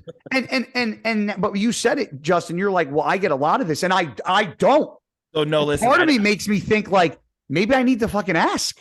So maybe I misspoke. So what I'll get a lot of is like guys in their off season who will like send me a plan and be like, hey dude, I was hungry. So I started eating, adding a banana to this meal. And then I had, I switched this out for this and just want to let you know that like every day I've been doing this post workout instead. I was like, oh, well then, fuck it. You write your own diet. That's then write yourself the check. And listen, I'm tracking trends with your fucking body. If I realize we're not moving in body weight, I'll increase fucking food, but I can't increase your fucking food if you're increasing your own fucking food. Quit fucking with the plan. And if you want to text me midweek and be like, hey, dude, I'm actually getting pretty hungry and body weight stagnant, fucking communicate. Don't be like, hey, bro, I added 80 grams of rice. I had this one kid and maybe he's going to watch, but he goes, oh, sorry, dude. I just didn't want to bother you with simple stuff like food adjustments. I said, I'm your simple stuff. That's the most important thing. Like, that's all I'm doing. The food is the most important. Well, so wait, well, hold on, Justin. That's great because what Nick just said is that's the problem with this generation of bodybuilders is they just think that kid thought that food was the least of his problems when it's the number one most important fucking thing amongst training gear, anything that you're doing that you need to fucking pay attention to. Well, listen, we're in here and we're talking about training and diet. We haven't talked about fucking gear once. We all know that we all know what we're taking. Oh no, it gets better. So the same guy, okay, or not him, his the guy that he was training with, he started wanting to do a diet. And he wanted to get ready for a show. And I go, I don't think you should yet because I think you need to have more muscle. And he's like, I go, but if you want to do the show, I'll be your coach, but just know that I preface this with, I don't think you have enough. You need more muscle. Yeah. I want to do it anyway. Okay. That's fine. So he starts dieting. I don't like how I look. I'm getting too small. Get used to it because you're going to get. I go, well, I said you didn't have a lot of the process. And then then I get, shouldn't we add in trend and this and that? And I go, well, you're 12 weeks out. Why would you want to add that in? Well, isn't that what everybody does? Isn't that what you're supposed to do? Yeah. Supposed to do. Like, I know. Well, I think a lot of people, dude, like, I feel bad, but then part of me doesn't because like Nick's the youngest one here. He's 28. I'm 41. You're 33. 35. 35. We all know salmon's not chicken. We all know. I knew when I was 18 that if I had to eat a meal with no fat, I couldn't add olive oil to it. I knew that if my coach wanted me to add something in that's what I'm saying. There's no like, and it's individualized. There's no like trend gets added in at 10 weeks out because trend gets added in at 10 weeks out. Yeah, that's not a rule. No. Who says? Nick's it's all person dependent, but it's also how you look. How things are trending. You know, like yeah. And I do feel like there's also this, we all just, if it's on the plan, that's what we do. And we trust our coaches and like, I'm confiding in you and I pay you to do it. So I execute, but not everybody's like that. And I find like, and I have some guys that will go, yeah, I'm actually hungry. I think we should push up food. I'm like, well, you're actually super fat. So I don't think we should push up food. You know what I mean? You should probably lower the food. Yeah, exactly. So it's like sometimes, and like, it's just, you just gotta, if you guys are going to hire somebody, you need to pick somebody that you trust. And if you don't trust them, let me ask you a question. I'm both of you. Yeah. I know it might be a little hard, but take a step back. If you could think about before you hired Matt or whoever you guys started with, but before any of that, when you started out, What, and be honest, because I can be honest. I'll tell you guys exactly what went through my head. What did you look for in somebody as either a coach or a guide? Because when I started bodybuilding, I never fucking, when I tell you I didn't have a clue, motherfucker, I didn't have a fucking clue as to what I walked in. I got to my first show. They told us to do quarter turns.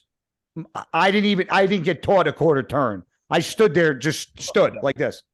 Yeah. Clueless. So what did you guys look for and say this is, or maybe what are coach, you don't have to say your names, or maybe what are things you didn't look for that you should have, that were red flags that maybe that didn't mesh well with that coach? Because a lot of people just sign up for somebody that is A, local, B, cheap, and C, they're like, oh, well, he's helped this one, or he's done a show, he knows. Yeah. So my first coach, I just went with a guy that was local, and my buddy who was trained at my gym, he worked with him, and it was like I just kind of went with the local guy that coaches all the local dudes in these local exactly shows. What I did. That's what I went with. And then I realized after 2 years working with him that he just wasn't a high level coach, and that's totally okay. I don't expect him to be on a certain level. He did some things that I wasn't comfortable with, like some pretty heavy use of diuretics that I didn't at the time know that taking fucking 3 full diazides is not normal, At one time? Yeah. Like I took a diazide. I took a diazide, and then like another half a diazide, then the next morning another half a diazide, then like a full diet. Like I remember, like I like you feel like death. Yeah, dude, I was pissing Coca-Cola. It was super bad, not good. But listen, I didn't fucking know. But those are red flags, right? So you get out of a situation, and then when I went to that, I had done like a little bit of research myself. Obviously, I'm super into training, and I know how Matt is with training. I knew that like our training ideologies aligned, so that's why a lot of the reason why I went with Matt. Aside from that, Matt just has an incredible resume. Everyone knows Matt's the fucking man, so I was lucky to get in with him. But yeah, that's honestly, I just went with somebody that I watched and the way they executed, and like I was watching the way him and Nick had curated their relationship and the success they had together, but also how involved he was with his clients, and then just the training. Like I personally would never work with Milos because I don't want to do giant sets. No. And it's not that Milos forces that on his clients. I'm not saying that, but I just liked that Matt and I were on the same page with a lot of stuff. So I think that's most important, is the relationship you can build with your coach. I've seen people who we all consider probably a shit coach, but if your relationship meshes really well, it 9 times out of 10, it could go really well. Yeah. I'm big on, like, that's why you mentioned me and Matt from a relationship. When you have that, I think preps fly. Yeah. Yeah, dude. So much easier, so much smoother. And because not only you guys like somewhat friends outside of it, but you just have that trust. Yeah. I trust Matt 100%. It's easy. But also the way Matt communicates, you know what I mean? Like, how it is. Yes. And you just get an audio message from Matt when you're 4 weeks out, and he like a minute and a half long of whatever. Yeah. Oh, I know. I know Nick loves those voice notes. Every time he gets a voice note that's longer than 10 seconds, he gets fucking so pissed off. And I'm like, you don't pick up the phone. You don't call me. You don't. I called him the other day. I almost got arrested, and I called him to tell him, and he didn't pick up the phone. I'm like, then you called me and told me. First person I called, you were the second. He was the first one, and he didn't pick up. And I don't even think he knows anything that happened because I haven't talked to him. We'll talk about it later, yeah, because I know that story could go long. But listen, what I'm saying with back to audio messages. Audio messages, like I send those to my clients a lot, right? Where I love them. Listen, I'm efficient. You and I, we talk, we on podcasts. I know what to say. I'm like, hey man, I think you're looking good today. I really think we just need to ramp this up, and I'm going to increase your cardio. And then from there, I just want you to back off the training a little bit and make sure you're nailing your water and have a good day. Bam. Okay. Thanks, buddy. Talk to you soon. But then you'll get one back where they're like, that's it. They go, hey, thanks for that. So I'll go ahead and do that. And then one question. Yeah, I'm not trying to keep this long, but it's the slight pauses. Wait, but did you wait? Can I show you guys something? I bet you didn't know, because when you listen to a voice recording and it bricks you out at 2x speed. No, well, no. You know how you have to like start it over if it bricks? Yes. Okay. No, you don't. Watch. I'll just fucking not listen to it again.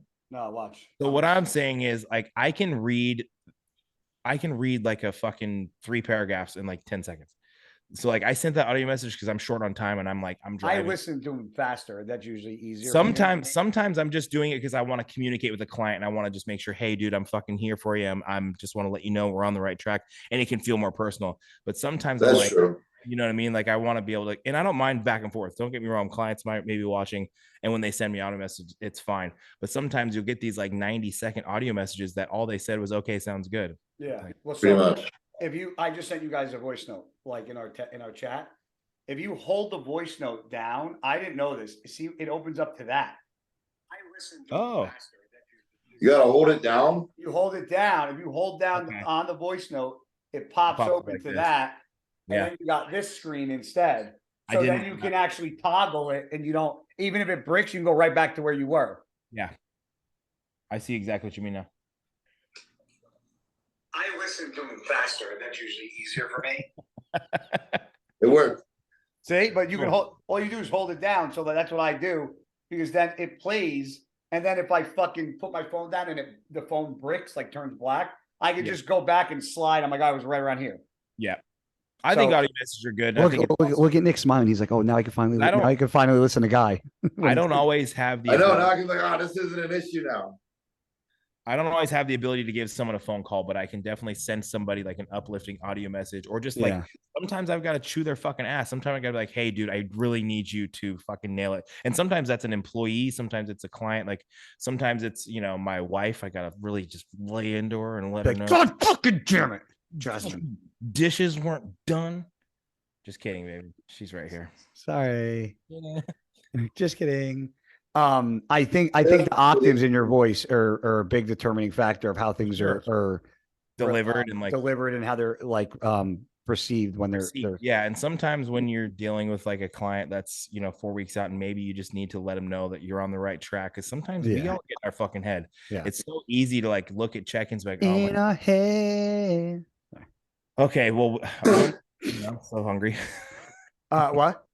I'm so hungry. Listen, don't fucking complain. You're not hungry. Okay, I'm sorry. Oh, you're right. We already talked about this. I'm actually super hardcore, and I'll go 4 days without eating. I don't give a shit. Fuck yeah. I'm hungry. Once. Because I had 2 more questions I wanted to ask you, and now you're throwing me off with your fucking. Sorry, no. Don't listen. I don't give a shit. Let's go. Well, I got sidetracked. We were talking about what? Audio messages and annoying Nick. Gosh darn it. Fucking old people, man. It sucks. Is that an old people thing? Oh, no, forgetting. Well, so a lot of people don't know this, and I mentioned it on a podcast before, but I got CTE, the concussion syndrome, like from hitting, like getting like concussions or head trauma.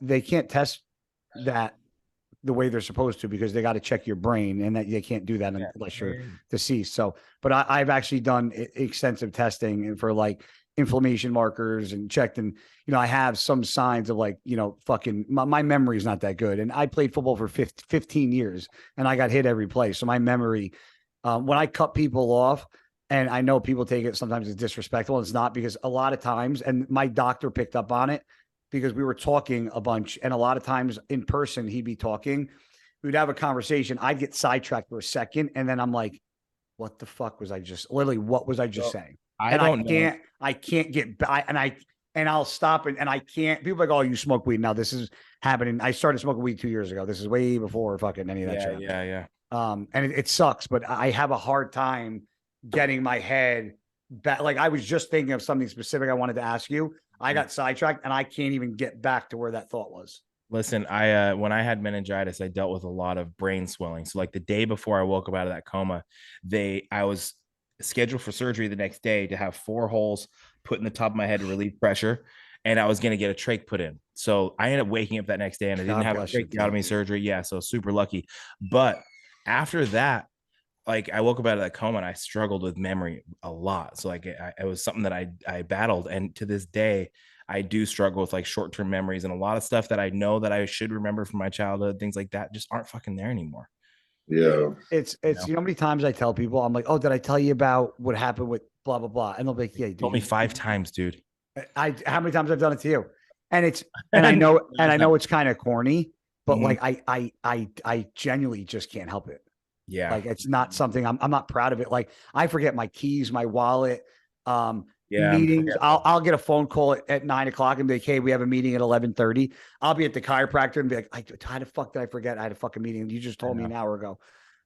So it sucks. It's frustrating, but you know, I try to do that. That's why people make fun of me for reading books. I read because I try to keep my fucking brain. I actually have felt reading to be super like therapeutic. Jasmine got on me about like I just wake up and I'm usually like I just start working like client work. I check clients and then next you know, because my phone's here, I'm on Instagram. It's like it's 7 a.m. and I'm drinking my morning coffee and I'm fucking on Instagram or texting clients. She's like, dude, fucking stop that shit.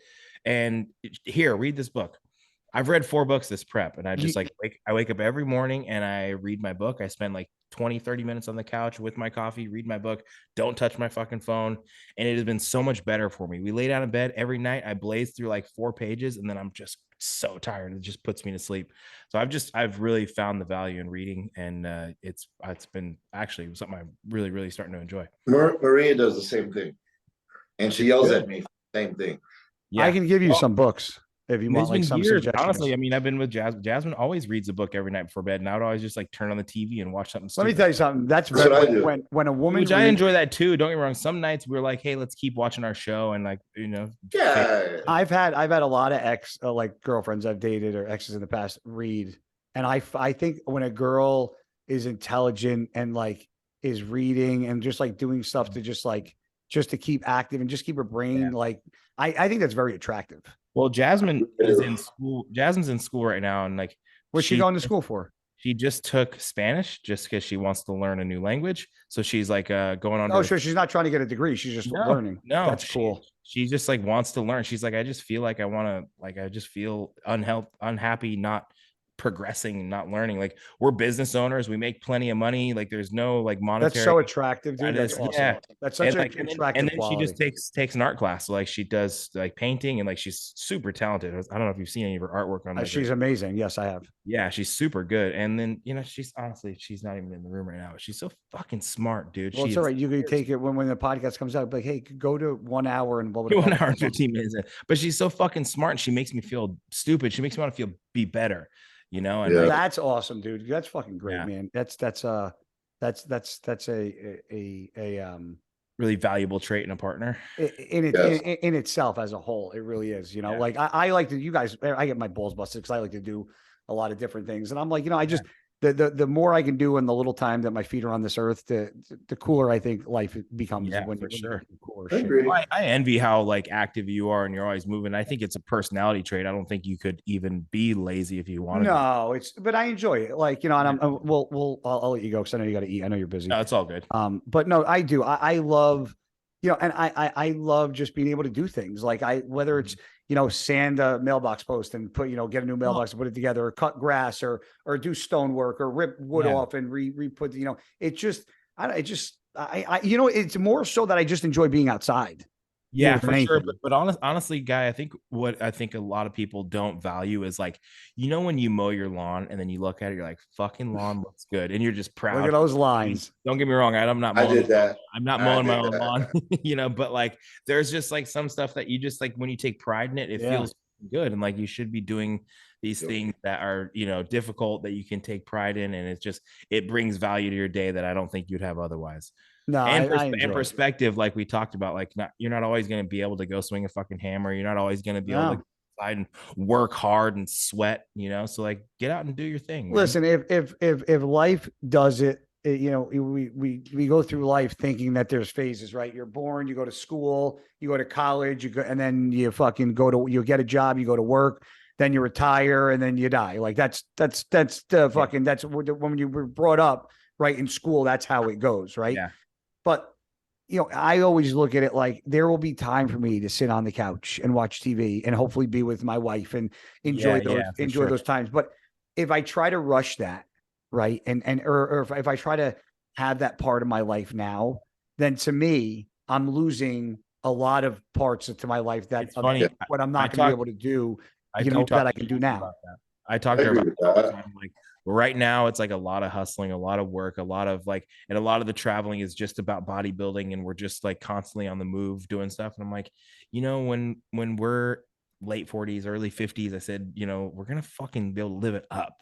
That's when we'll get to travel. That's when we'll get to just go to fucking Hawaii for 2 weeks and shut like completely down. Like there will come that time, and like right now is just Right. like the hustle era, baby. Let's fucking grind. This is the hustle years. So, and you know what? That's I was just, and I'll say, and I'll let you guys go. But I was just saying this the other day, where when I was in I'm glad. I'm not glad, but like I'm doing a lot of stuff. Like Nick knows we started Uprising Extract. Nick's one of our athletes.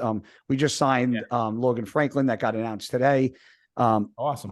We signed somebody else. So I'm doing a lot of business stuff. I'm helping out more at Blackstone, and I'm doing stuff for my clothing line, my coaching, all that stuff I couldn't have done if I was a bodybuilder. And if I did do it, I wouldn't have been as good as a bodybuilder. And I said that to Nick because when Nick originally left Hostel and, went his separate way, and there was like that little time where there was no supplement company and he was kind of just, doing his own thing and kind of seeing which direction he was going to go. He talked to me about doing a supplement company. And I go, no. I go, it's not a good idea. I'm going to tell you why. I said, if you want to go with a supplement company that wants to do it for you and give you a piece of that pie, that's okay. I said, but if you want to be the best bodybuilder that you can be, if you want to be fucking Mr. Olympia, the best bodybuilder, the amount of time and the amount you physically have to be there to do a lot of those things to start a supplement company, your bodybuilding career is going to get taxed. And you're not going to be the best version of you. Like and vice versa. And it's 100%. And I think like there's not, listen, we all praise different people. We all see, but like the way there's not a lot of people like Rich Gaspari, Fuad, like those guys started their brand when their career was like right at the end, when there was still trajectory there, when they still had, because guys like Ronnie's companies is good, but like people say it's bigger overseas. Like Kevin's got a company, it's overseas. Like, although it's overseas guys, but there's a lot of guys that start brands. There's not a lot of guys. Yeah. And the guys like Kevin and the guys like Dorian and Ronnie, those guys, their brands are still lucrative is because they were who they were. I'm not going to name, they're legends. I'm not going to name the other guys that we all know that have started supplement companies or brands that have fallen short and way, way short. Yeah. I mean, do you think Seth Feroce could have continued to be the bodybuilder he was and build Axe and Sledge the way he has? No. And I think he'd tell you no too. Yeah. I really do. I think he would tell you no, because when you want to do, listen, because he built that brand the way he fucking wanted to.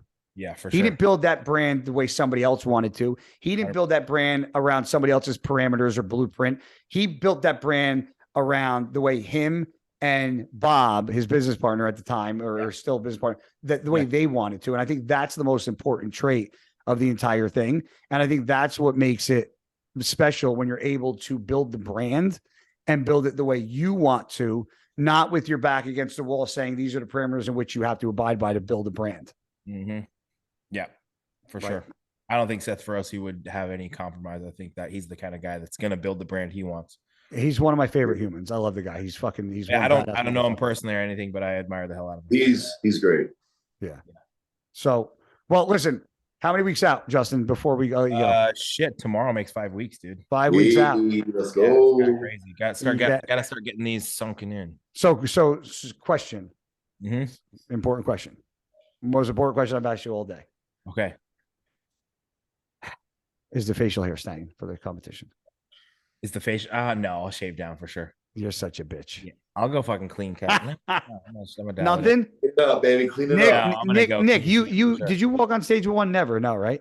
No, not even a little chin. Flex Lewis used to rock the old little chin strap. Yeah, I don't rock that. Yeah, that's not my mojo. I rock it up.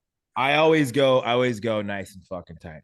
But you gotta not let it grow. You gotta just not touch it and just let it fucking go full. And then, because then the shock value is that much more appealing to people. Yeah, for sure. I'm not shaving my beard. Well, I mean, whatever. It's not much of a beard, but Yeah, come when the face is sunken in, you fucking rip all that And off. real quick, another thing people don't know, that spot where you're bald, that's from but that's from meningitis when you had the breathing Yeah, tubes on so your nose, if right? you look, this lines up with this nostril because it was a feeding tube. It was a feeding tube. There's a feeding tube that went through my nose and into my stomach, and there was like a tape there holding it, and that left like a scar. So that's why there's that like gap in my mustache. When I first met you, I thought it was like a patch of white hair. Like it's like, some people have that gap, but mine's like off centered or whatnot. Yeah. A little crooked. That feeding tube, not to double back to meningitis, but like, bro, when they pulled that thing out. So the feeding tube goes up in your nasal passageways and then into your into my back, stomach, right? So they start. That was weird. And they're like, they start pulling and they start pulling and they start pulling. And then they're bringing this like stomach acid through your sinuses. Holy fuck. They're like backing up across the room, pulling and pulling because this thing goes all the way down to your stomach. Dude, when that thing came out, the burning sensation in my nose. Oh my God. From the stomach acid? Yeah, it was terrible. It probably had to smell like horrible too. I don't remember the smell. Well, question, because I never had either one. Mm-hmm. Did you ever have to get a catheter put in or put out? Oh, yeah, dude. Okay, so hold on. No. Stop. Hold on. Yeah. I've never had either one. Mm-hmm. And I've said it. I was like, there's no way. Because I heard they fucking put that thing in whether you're awake or sleeping. And I heard they pull it out when you're awake. I've had it awake and asleep. Yeah, which I think I'd have to kill somebody. How bad does that hurt? Okay, so. Which one's worse? The feeding tube out of the stomach or the fucking catheter out of the old pishkadil? Probably the catheters were fucking really not good. So listen, when I broke my leg, so I woke up from surgery with a catheter in, right? And obviously when I had the meningitis, I had a catheter in. I was awake for both times when they pulled it out. But when they pulled it out when I broke my leg, for some reason I couldn't pee. I couldn't pee. And like, I just couldn't do it. Right. So my bladder's expanding. They're doing ultrasounds on my bladder. Like, your bladder is about to fucking burst. This thing's so full. We have to get a catheter back in. I'm like, dude, what the fuck? And I'm like trying to fucking pee. Like, they're doing everything. Like, come on, pee. They're running water. Like, I just trying to, but I could not pee. And I think so when I got hit by the car, like, this is kind of fucked up. I actually forgot about this till now. When I got hit by laughing. The car, I broke my hip, right? And so there's some nerve damage there. I remember I couldn't feel my dick for like fucking 6 months. I totally forgot about that. I couldn't get a boner for a while. Now you probably could have got a boner. You would have just been like the fucking longest sex of your life. It was like, I didn't really have the sensation there, and it just didn't work. So like, in that I couldn't fucking pee. So, but now don't worry, my dick's great. It's huge and it works super good. But when I fucking couldn't pee, they had to put a catheter back in me. So I'm just awake, and they're like, okay, no way. Put it back in. So they just feed this tube through your dick, and then what they do is they have to I think they have to pump it up into your bladder, so they like blow up a balloon in your bladder. Yeah. So like, I'm just wide awake getting this catheter shoved up my dick. So which was worse, in or out? Oh, in for sure. But then I just it's an exit. It's not an entrance. So no. And then the next day they pull it out, and then it was fine. But that sucked. That was the worst. So the last quick story. So because you said about your dick going numb. Yeah. So the first time I didn't.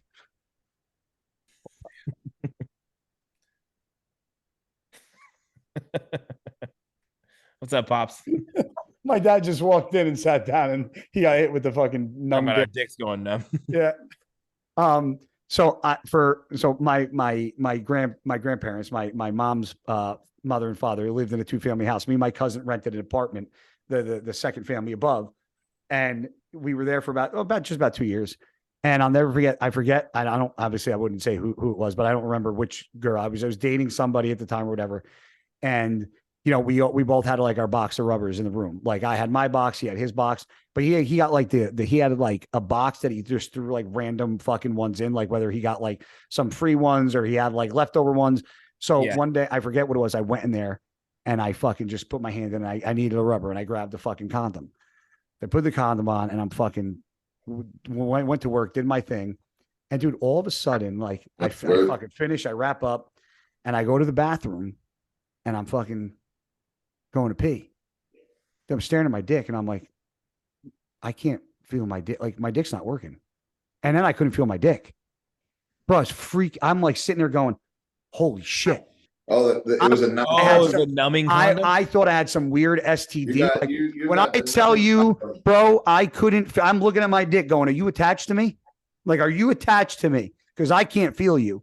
And then I fucking go and look at the rubber, and I had the like long last. My cousin. I don't know if he was like a little premature, but he fucking who isn't? You know, listen. But he had the fucking ones in the thing. People were gonna be like, they were yours, but that he had the numbing ones, and I fucking. That's funny. Yeah, fucking numb people. That's pretty gross. Well, he was gross. He's not like it wasn't a used condom, Nick. Yeah, took it off my friend's dick. I took it out of the box unused. It's not like I fucking pulled it out of the garbage can. Disgusting. What, you guys want to know something funny before we go? 110% always go. I've never used a condom. No chance. Whoa. So you want me to believe that I've never used one. Never one time. Am I allowed to? Is anybody around you? No. So every girl you've been with is squirted, and every girl that you've dated, you bang, you didn't use a fucking condom. Never used one. I swear on everything I love, my mother's life, everything. Well, you're not missing out on much. I'll tell you that, buddy. They suck. That's what I've heard. So that's why I never used They're one. the worst. They suck so bad, dude. Just takes all the fun out of it. Yeah. I can only imagine. In addition to numbing your dick, plus, yeah. My buddy told me the other day, or not the other day, but he told me a little bit ago that he was with a girl about to hook up with her, and she was like, "Yeah, I have herpes." And he was like, "Oh." Did he rock and roll? And then he said that she told him that and still tried to pursue after. And he was like, "Why wouldn't he goes, I get why she told me."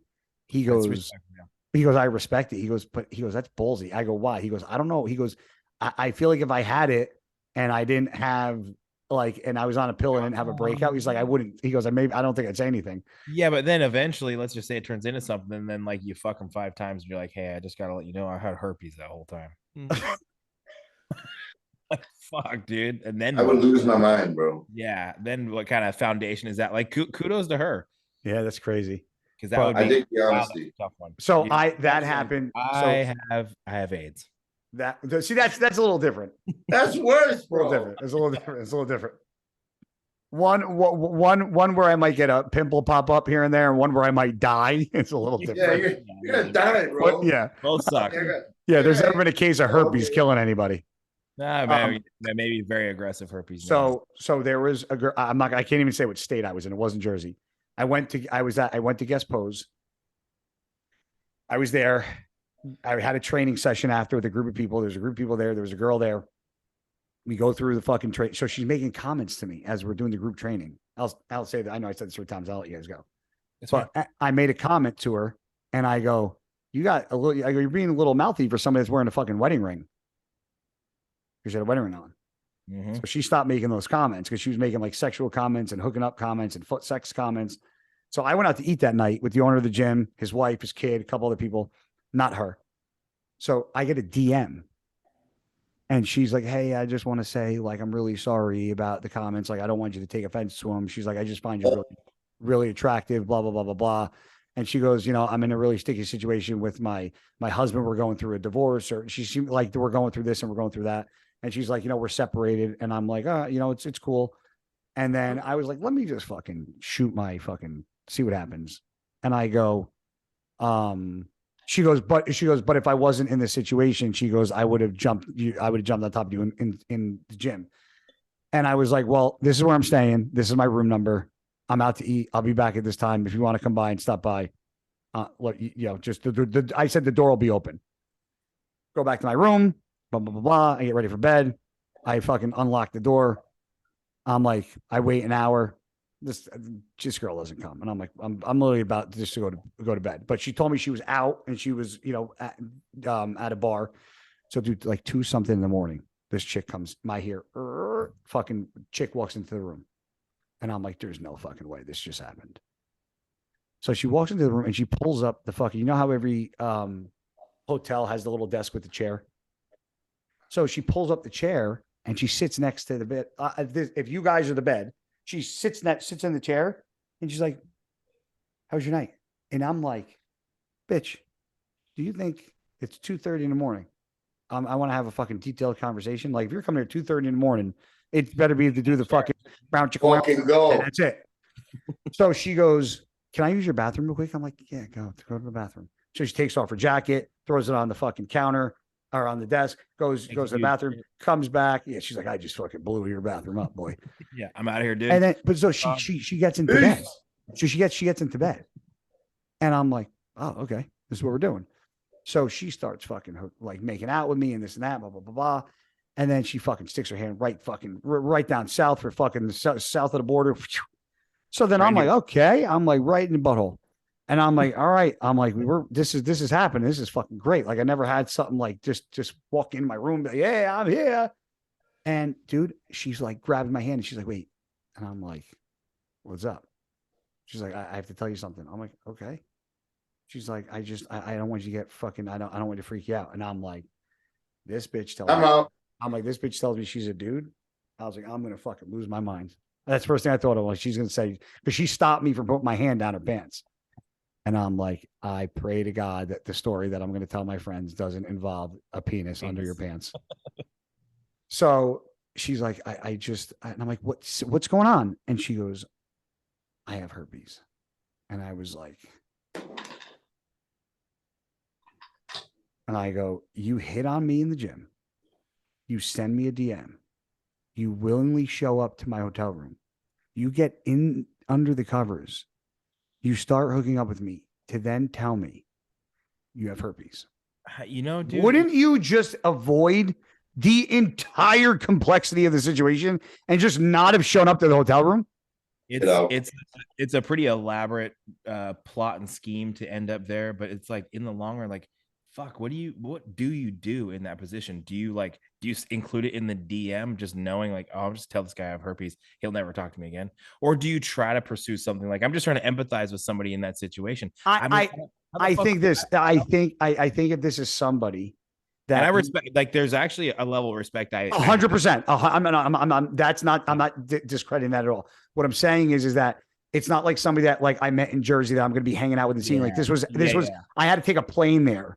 So I'm not going to see them like anytime soon, or it's not going to be like a brand new relationship. And I really didn't even hang out with this person. So from where I was sitting, I thought it was just going to be like maybe a one and done, or like maybe or maybe like when I'm there, if I'm single and I'm traveling, like it'll be like that. But like to put yourself in that situation, knowing that you were going to pull back, I was just like, if that was me, I would just have not put myself in that situation. Oh, what did you just get head? What? You just get head or what? No, nothing. I would have got head.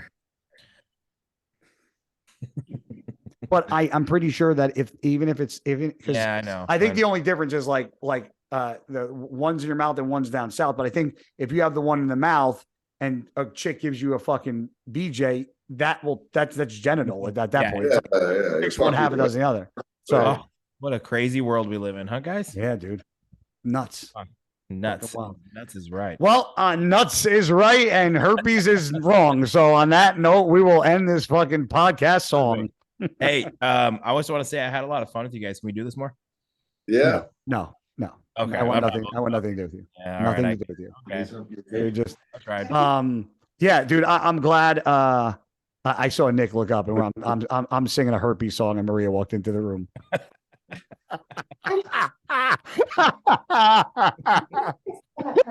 Yeah. Oh my God. Jesus Christ, Maria. See what they do? She heard one word. You herpes having fucker. You herpes humping son of a bitch. Maria, your hair is so long. Yeah. You got that perm. You got that perm. I know these things, guy. I have a mom who used to get a perm. Oh. You got the same mom, not even like a girlfriend or anything? Well, that's that, you know. I never had a girlfriend that had a perm, I don't think. My mom had a perm. You look very nice. Yeah. You look good. Are you still getting ready for life? Remember the last time I was like, what show? And you're like, no show, just me. I said, oh, good. You're getting ready for life. Oh, no show. I'm just. You look fucking great. Oh, when I come here. Why do I do that? It's so lame. That's the second time you've done it. It's very cool. I know. That's why I just caught myself. I think it's because I'm most muscular. Make her, yeah, Nick, you got to flex with her, bro. Most muscular. Oh, geez, those are big. These biceps are literally like the size of my face. Do you feel like so tiny when you just like hold your hand? You No. like You got it's them like hot dog fingers, dude. feel like a catcher's mitt. That motherfucker. Sometimes I tell him like I think that he doesn't look as big. Is that a passport in your hand? Oh yeah. Be careful. Don't lose that. It's somewhere safe. So, like, how do you notice these things? Like, you could have just been like, I take my notes here. And, like, because I saw the gold. oh, and also Canada. This is how we used to be able to travel during COVID. Dude, that If you had fucking to- when I came back, yeah. What are you doing with the camera, Nick? You got this thing. It like auto moves. Yeah, it's kind of Yeah, cool, what's- right? Like, I'll set the water bottle here. No, you have to like. Oh, it's supposed to zoom move. something, and What then kind of when I camera get out is of the frame, you Oh. get closer. What kind of Hey. camera? This is my iPad, bro. Oh, it's your iPad?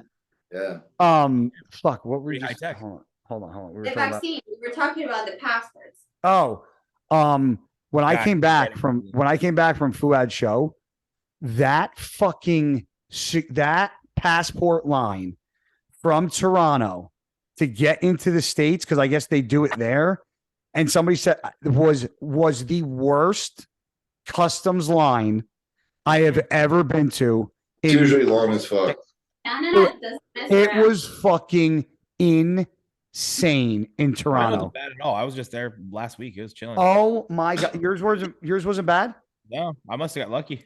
I wasn't- was texting. I was like, "This is the worst customs I've ever been to." And somebody said that's actually American customs, which is why you don't go through the customs in the States. So I'm complaining about how bad the Canadian customs is. Yeah. No, it's the American border at the airport. Okay.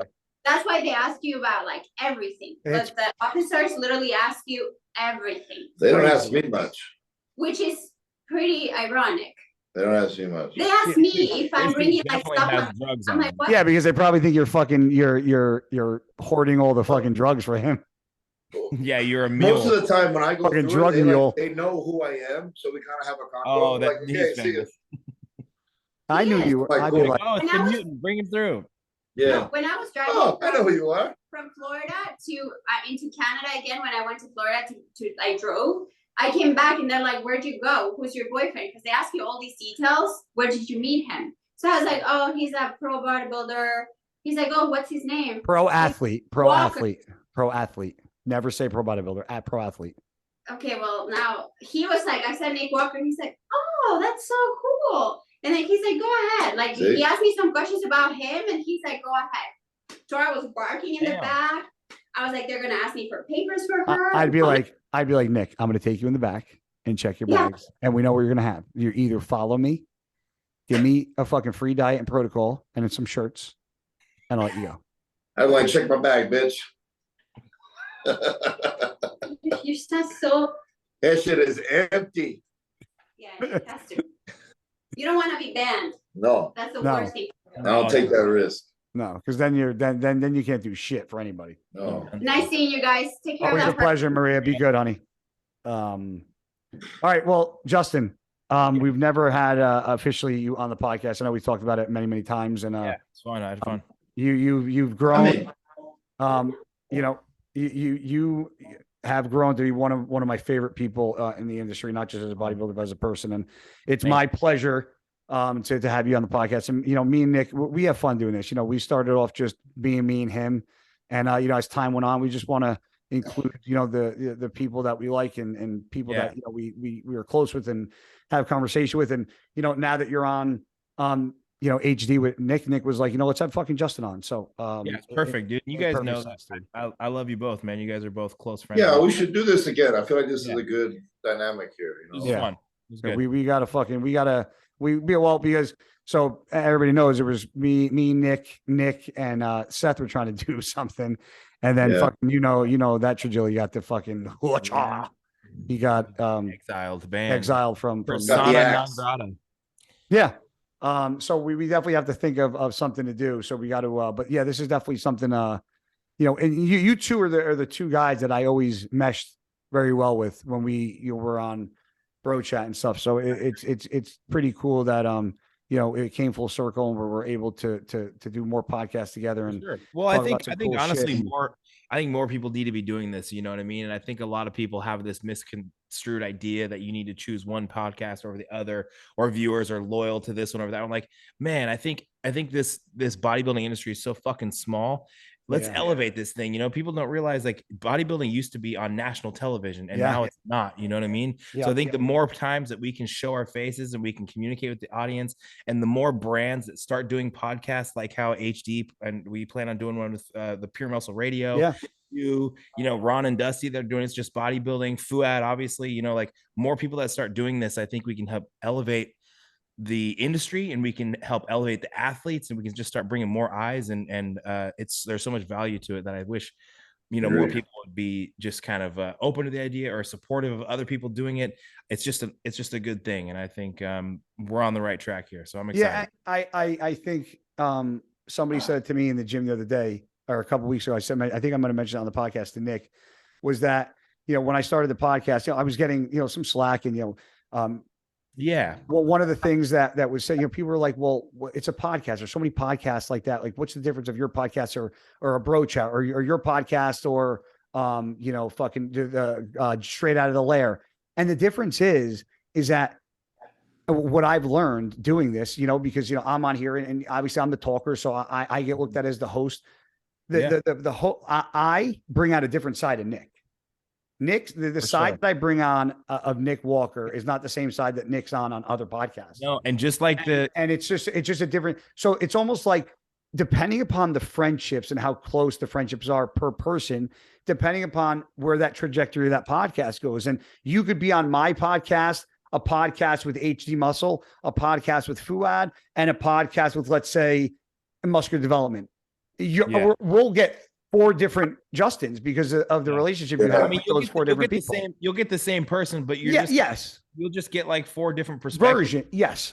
And the way that the conversations are going to carry and flow are going to be different. And it just allows for more opportunity for us to, show different sides of ourselves. And I think that there's a lot of tribalism within not just bodybuilding, like within NFL, like a fucking a person leaves a team and people are fucking furious. You know what I mean? We're all friends, man. We're all friends, and I think it's just a good thing for everybody to.